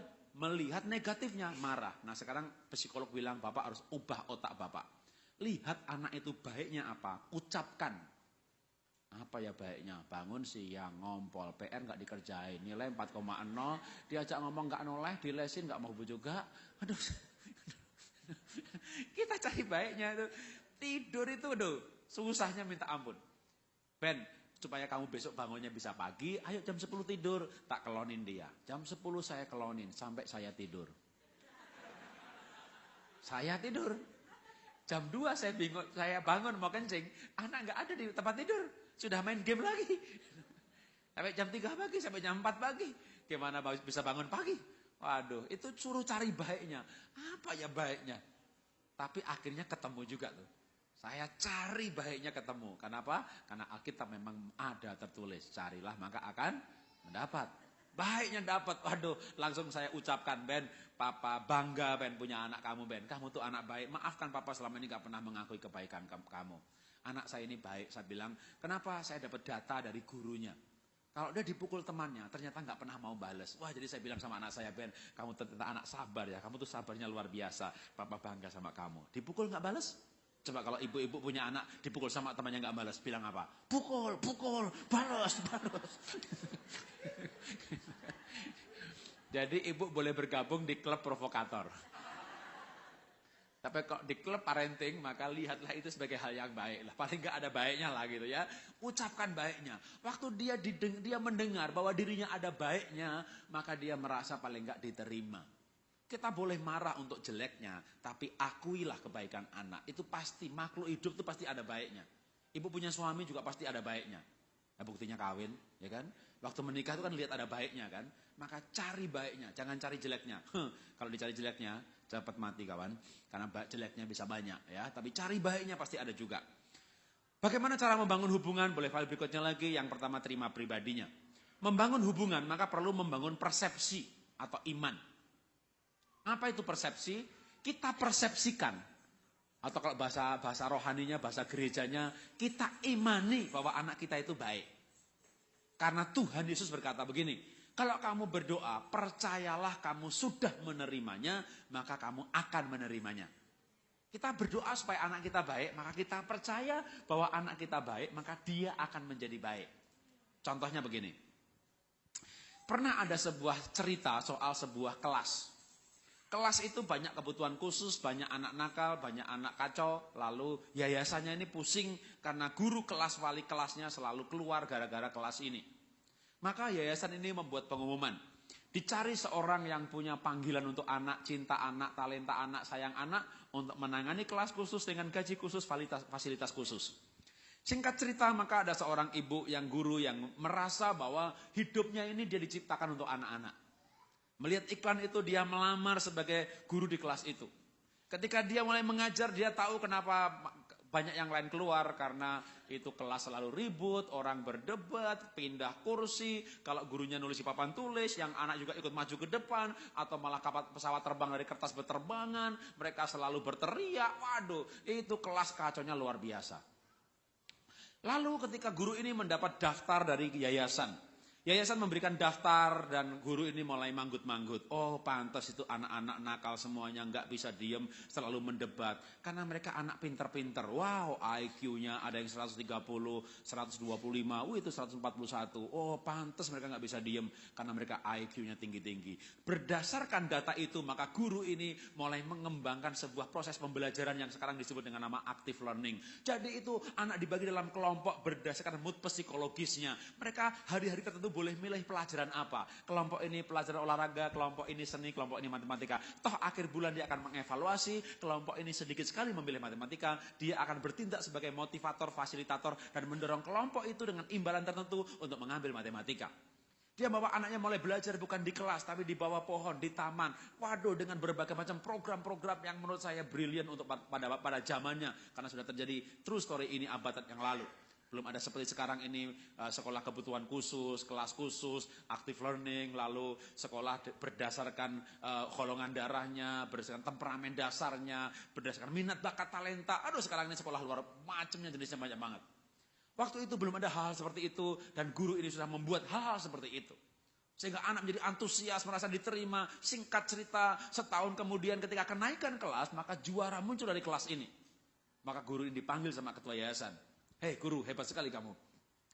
Apa yang kamu lakukan kepada anak-anak bodoh itu sehingga mereka menjadi para juara? Mendengar perkataan seperti itu, maka gurunya ini kaget. Kenapa kepala yayasan, kepala sekolah berkata anak-anak bodoh?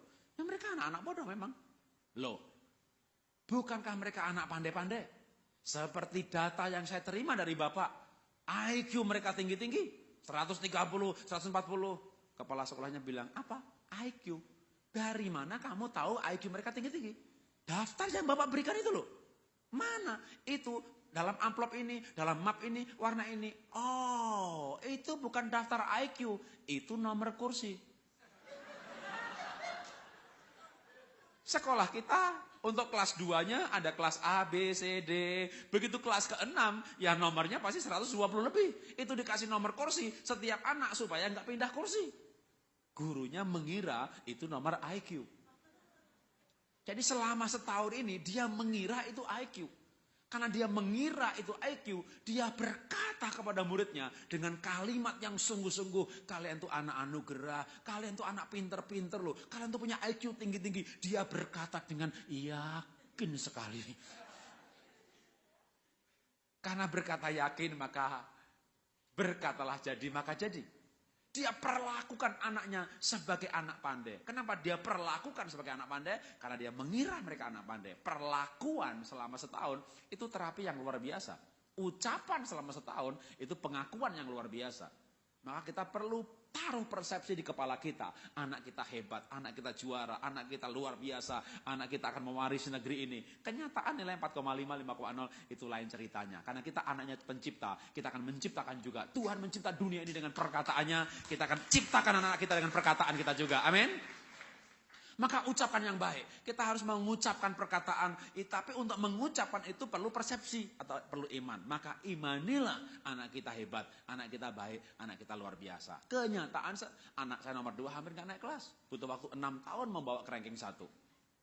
Dan 6 tahun itu boleh dikatakan 2 tahun terakhir eksponensial grafiknya. Tapi 4 tahun pertama, hampir-hampir seperti tidak berubah. Hampir-hampir seperti tidak berubah. Gamenya, mainnya, nggak mau nulisnya. Sekarang prestasinya naik. Tapi tetap hari ini pun anak saya nomor 2. Gamenya masih tidak berubah. Di Singapura, di tempat kosnya, dia menjadi joki bagi yang lain untuk main game. Kagak pernah belajar. Kagak pernah belajar. Cuma rankingnya 1 gitu ya. Jadi rupanya dia anak unik dengan cara belajar tersendiri. Dia cukup mendengar 1 kali. Jadi kalau di sekolahan dengar sekali udah dia nggak pernah diulangin lagi gitu ya. Jadi itu anak emang unik juga gitu ya. Ya diperlakukan unik. Cuma dulu dia nggak bahagia maka prestasinya nggak muncul. Sekarang bahagia prestasinya muncul. Tapi tetap gamenya nggak berubah gitu ya. Cuma dia belajarnya punya cara tersendiri. Hallelujah, hallelujah to His name.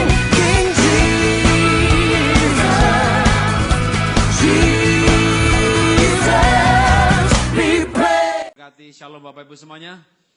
Tadi pagi saya mengajar mengenai mendidik anak sesi pertama dengan subtemanya mengenai hati Bapa. Pentingnya peran ayah di dalam pendidikan anak. Nah, kebaktian kedua ini kayak sesi yang kedua. Jadi kalau mendapat sesi pertamanya, dapatkan rekamannya gitu ya.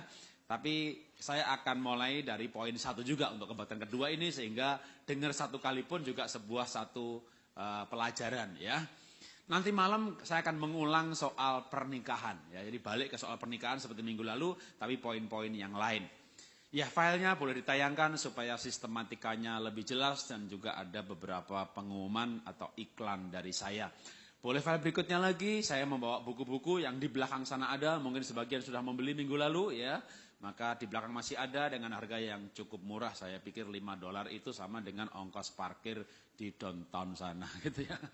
Boleh file berikutnya lagi ada DVD video streaming ya. Berikutnya lagi ada lagu yang tadi waktu Pak Lukas menyampaikan pesan tadi ya, ada soundtrack lagunya. Nah itu diambil dari album lagu-lagu ini. Nah, yang tadi dinyanyikan itu lagu yang judulnya Rumah Berkat ya.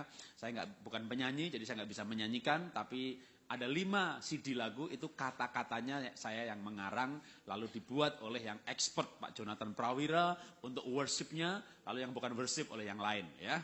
Boleh file berikutnya lagi, ini adalah kata kunci untuk ketemu dengan saya, baik di Facebook atau Blogspot atau YouTube. Kalau ketik kalimat ini akan muncul saya, gitu ya. Jadi yang sukanya mungkin nggak suka membaca, ya. Tapi kalau dengerin di YouTube lebih gampang, gitu ya.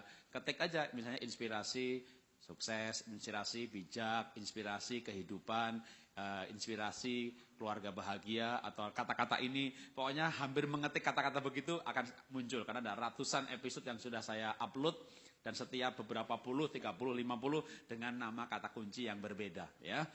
Oke, boleh file berikutnya lagi, kita membaca Mazmur 124 ayat 127 ayatnya yang keempat. 1, 2, 3.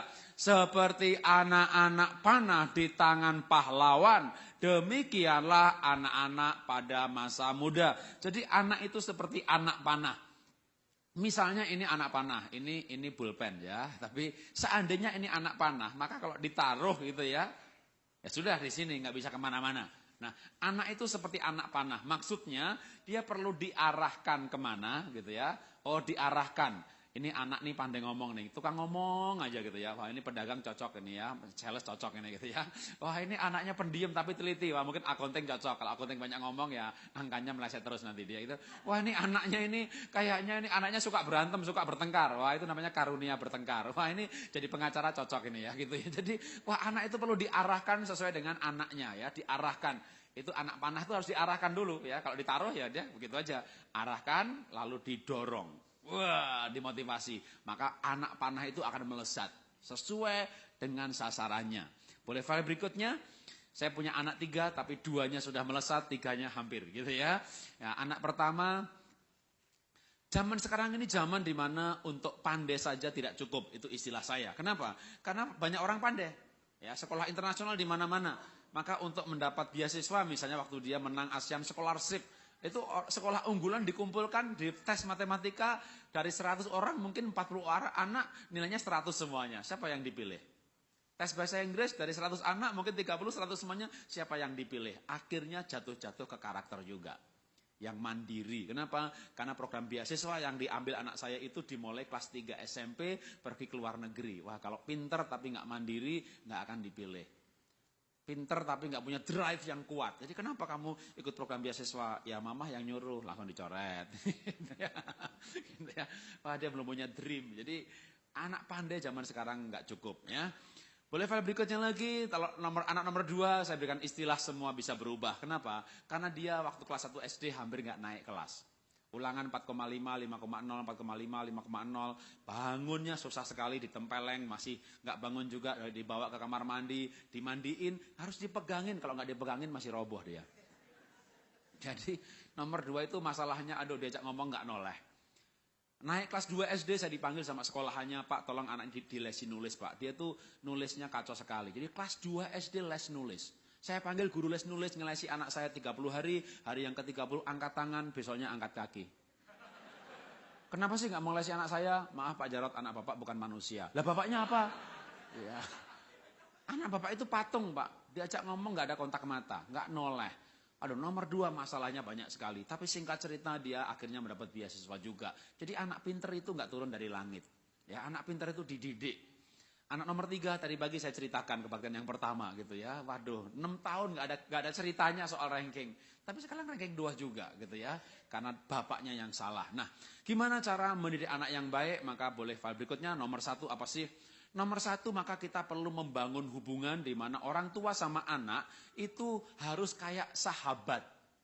Ya, bagian mendidik, nasihati semua orang tua bisa ngasih nasihat. Masalahnya, anaknya terima nasihat orang tuanya apa enggak, gitu kan? Siapa yang diterima? Kalau orang tuanya bisa membangun hubungan sebagai sahabat. Apalagi kalau anak itu sudah berusia di atas 12 tahun. Ya. Anak usia 0 sampai 6 tahun, maka orang tua itu dominan. Ya, kalau orang tuanya bilang pakai baju ini, bahkan mungkin dipakein, ya dia belum bisa apa-apa, umur 1 tahun 2 tahun, apa yang dipakai orang tuanya itu yang dipakai. Jadi 0 sampai 6 tahun itu pengaruh orang tua dominan, itu antara 100 sampai 90%. Ya. 6 sampai 12 tahun itu orang tua mungkin pengaruhnya mulai turun sedikit, menjadi 70-60%, itu kata penelitian. Jadi orang tua mulai berkurang pengaruhnya. Tapi 12 tahun sampai 17 tahun, orang tua pengaruhnya tinggal 30% kira-kira. Anaknya 12 tahun ke atas, ibu bisa bilang sama anaknya, "Nak, kamu rambutnya pendek ya." Terus dia mau potong pendek? Kayaknya enggak deh ya. Tapi kalau sahabatnya bilang, "Potong pendek yuk," potong pendek dia. Pakai jin yuk, pakai jin dia gitu ya. Tapi kalau mama yang nyuruh, aduh, anak 12 tahun ke atas, itu orang tua tinggal 30%. Sahabat itu 70%. Jadi gimana supaya orang tua bisa mempengaruhi anaknya yang usia 12 tahun ke atas? Tidak ada jalan lain. Orang tua harus menjadi sahabatnya anak. Apa sih esensi dari sahabat? Relationship, hubungan. Makanya sama juga, mendidik anak itu sebenarnya adalah bagaimana kita membangun sebuah hubungan. Nah, gimana cara membangun hubungan? Boleh file berikutnya. Yang pertama adalah terimalah anak apa adanya. Penerimaan itu membangun hubungan. Penerimaan. Coba contohnya yang gampang, bahwa penerimaan itu esensi pertama membangun hubungan. Bapak Ibu yang sudah menikah, kenapa mau nikah sama dia? Ya karena dia cinta saya. Kenapa sih merasa dicintai? Ibu-ibu, bapak-bapak ingat waktu pacaran dulu, kenapa merasa dia dicintai? Karena diterima. Ya, ibu misalnya nih, waktu masih pemudi dulu, ibu ingat masih waktu pemudi dulu? Dimarah-marahi terus sama ibunya ibu.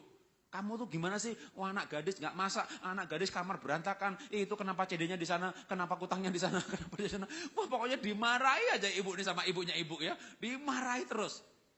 Disalahkan terus. Rambut pendek salah, rambut ini salah. Disalahkan terus. Lalu ibu ketemu seorang pemuda. Iya, ya. Yang tidak menyalahkan, betul?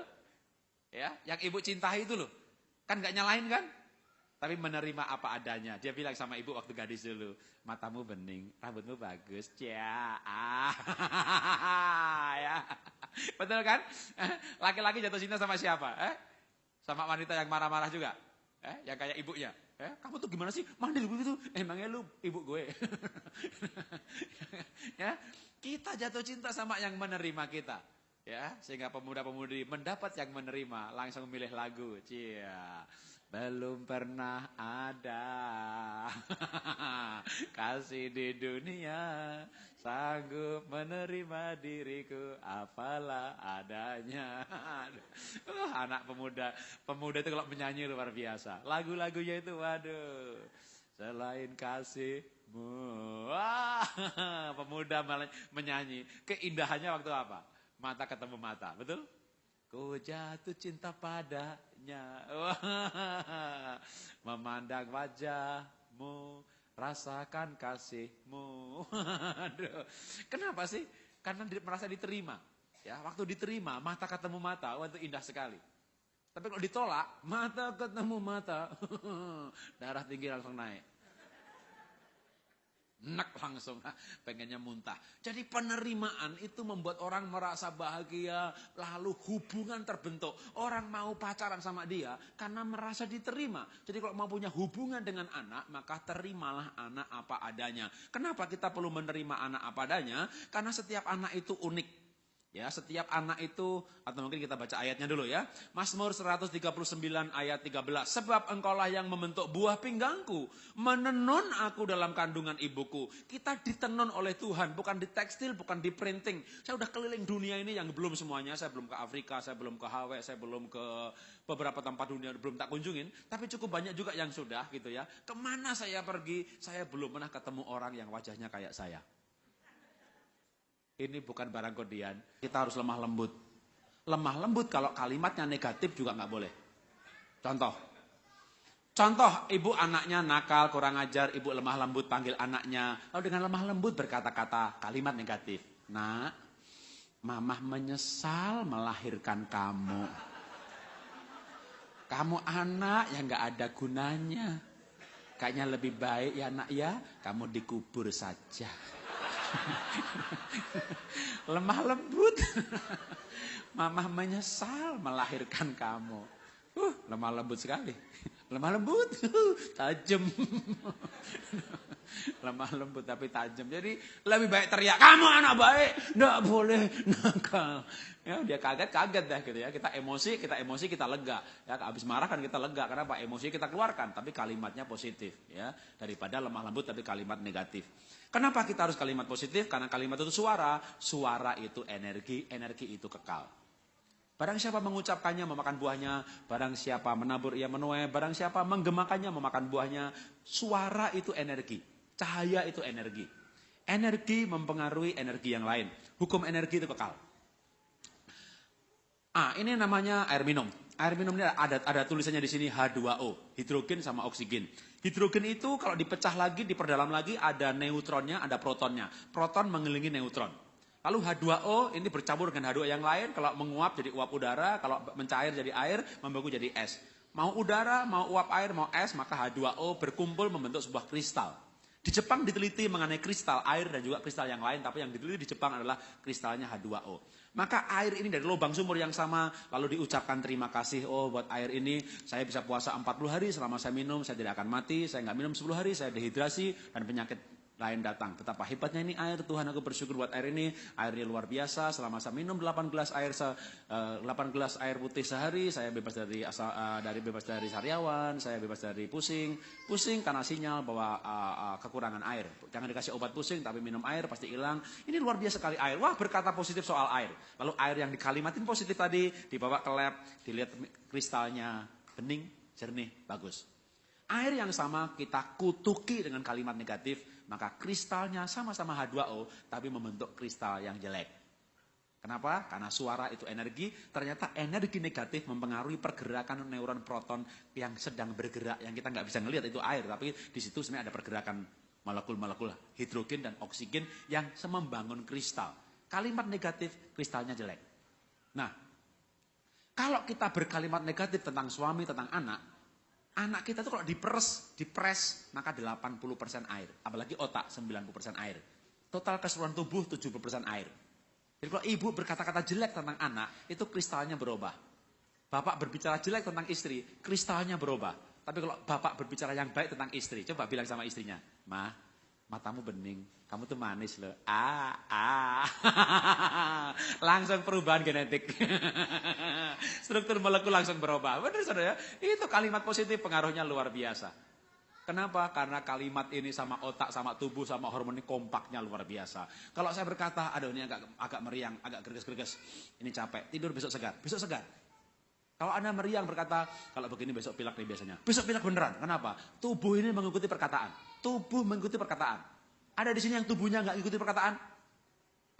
Ketika perkataan berkata, mulut berkata, pikiran berkata, ambil makanan. Nggak mau, rakus lu, bawa lu.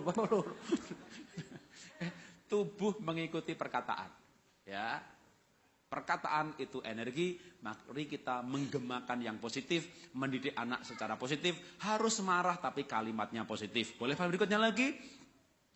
Boleh marah tapi adil, karena keadilan membuat rasa aman. Pemerintah adil, maka rakyat merasa aman. Orang tua adil, maka anak merasa aman. Menghukum tapi adil. Anak perempuan salah dihukum, anak laki salah dihukum.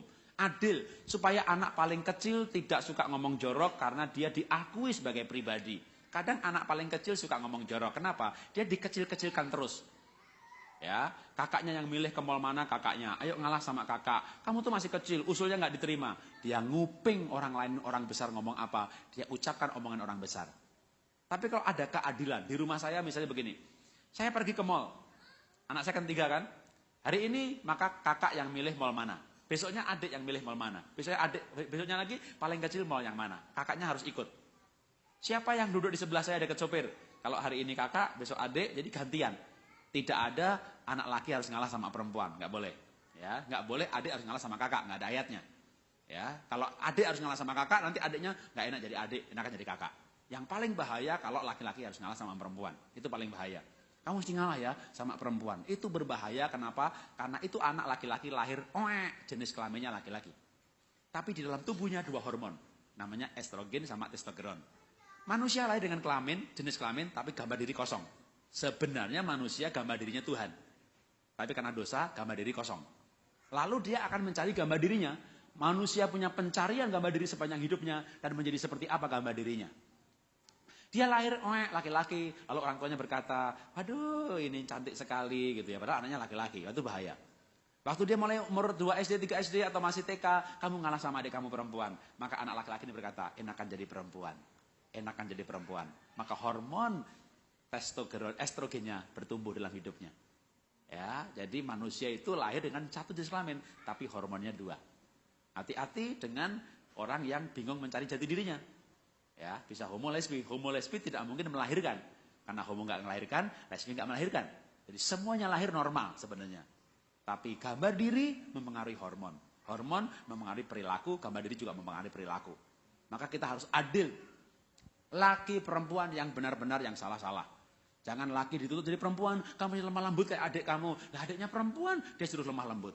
Akhirnya dia membayangkan enaknya perempuan ya, alangkah indahnya. Bermimpi jadi perempuan, hormon estrogennya diproduksi. Ya, kalau berlanjut terus menerus muncul homo lesbi. Ya, jadi kita mesti adil. Laki salah hukum, anak perempuan salah hukum, semuanya dengan keadilan. Sampai yang praktis kayak duduk di mobil, duduk depan aja yang mana gitu ya. Kalau di Amerika mungkin nggak boleh ya, mesti di belakang ya anak kecil ya. Kalau di Indonesia, waduh, duduk depan. Hari ini aku, wah semuanya mau ke depan. Bahkan mau dipangku sama bapaknya, waduh, ya itu digilir dengan adil. Kalau di Amerika ditangkap polisi, jadi jangan anak bawa ke depan, taruh di belakang pakai seat belt gitu ya. Nah, adil. Ya, kadang-kadang ibu nggak adil loh ya. Kalau ibu ini kadang-kadang ya bukan ibu sih, bapak juga kadang nggak adil ya. Tapi contohnya ibu lah kalau didik anak nggak adil. Anaknya 3, yang satu wajahnya kayak dirinya. Kalau anaknya salah, ibu pengertian sekali. Itu bisa dilihat oleh orang lain bahwa pengertian. Tapi yang anaknya wajahnya kayak suami, kalau menghukum dengan segenap hati. Wah, muni nakal, bandel, persis bapak kamu ya. Jadi kekesalan kepada suaminya dilimpahkan pada anaknya. Ini berarti ibu tidak adil. Kalau punya anak seperti ini, saya sangat khawatir untuk anak yang wajahnya kayak mertua. Habis itu anak, udah pasti deh. Ya, karena tidak adil. Boleh level berikutnya lagi, boleh mendidik anak tapi sehati. Gimana bisa sehati? Nggak mungkin, memang nggak mungkin. Karena laki-laki berhidup dengan pikirannya. Saya pikir loh mah, biar anak itu tahu peraturan, maka saya hukum dia. Tapi saya rasa loh pak, kamu memukulnya terlalu keras. Tapi saya pikir loh mah, tapi saya rasa loh pak. Tapi saya pikir-pikir mah, tapi saya rasa loh pak. Laki-laki hidup pakai pikirannya, wanita pakai perasaannya. Gimana bisa mendidik anak dengan sehati? Memang tidak mungkin. Dan juga tidak boleh sehati dalam arti seia sekata satu tindakan. Yang saya maksudkan sehati ini, orang tua nggak boleh bertengkar depan anak cara mendidik anak. Kalau betul-betul caranya, kayaknya nggak mungkin sama. Dan memang ada baiknya tidak sama. Ya, karena kalau sehati, sepikir, seia, sekata, satu tindakan, satu perbuatan, itu malah bahaya. Apa bahayanya? Anaknya bisa mati. Kenapa mati? Iyalah, bapaknya pukul anak 10 kali, pak, nangis gerung-gerung. Ibunya pulang, wah kenapa pak anak nangis? Aku pukul dia, berapa? 10? Aku 10 juga. Oh, mati tuh anak. Ya, biasa aja kalau bapaknya tega menghukum anak, ibunya nggak tega. Ibunya tega, bapaknya nggak tega. Itu bagus. Ya, berarti anak nggak bakal mati dikebukin gitu kan. Ya, kadang yang satu menggebukin, jadi itu pasti begitu. Dalam keluarga itu begitu, satu tega, satu nggak tega, itu namanya jodoh. Ya, saling melengkapi. Tapi tidak sehati. Yang saya maksudkan adalah jangan bertengkar depan anak. Kalau bapaknya pukul anak atau dibalik ibunya pukul anak, siapa yang tega aja gitu kan? Biasanya salah satu tega, satu enggak. Misalnya bapaknya pukul anaknya, pak, anaknya nangis, ibu berikan empati, berikan simpati, enggak apa-apa, tapi bukan pembelaan. Simpati itu gimana? Anaknya nangis, papa aja, mama, papa jahat, aku dipukul. Peluk dia, itu namanya simpati. Mana yang dipukul pantatnya? Merah. Nah ya, kalau ibu bilang merah, anaknya nangisnya tambah dikencang-kencangin. Gitu ya. Nggak apa-apa, tapi dia merasa disimpatiin. Jangan bilang, mana, nggak apa-apa, cengeng lo. Nah itu tidak simpati. Berikan simpati, berikan empati, peluk dia. Kalau perlu lihat, katakan merah ya, mama kasih lotion. Tapi tidak boleh pembelaan. Pembelaan itu apa? Misalnya anak berkata, mama, papa jahat. Memang itulah bapakmu. Nah, itu nggak boleh. Itu yang tidak sehati yang saya maksud itu begitu, itu jangan ya. Jadi waktu anak nangis, ibu langsung mulai black campaign. Ya, wah papa jahat memang. Itulah bapakmu. Wah, jadi namanya black campaign. Kenapa? Menjelek-jelekan partai yang lain. Jadi dalam keluarga ada partai bapak, partai ibu, masing-masing kampanye. Lalu akhirnya ibu bilang sama anak, "Nak,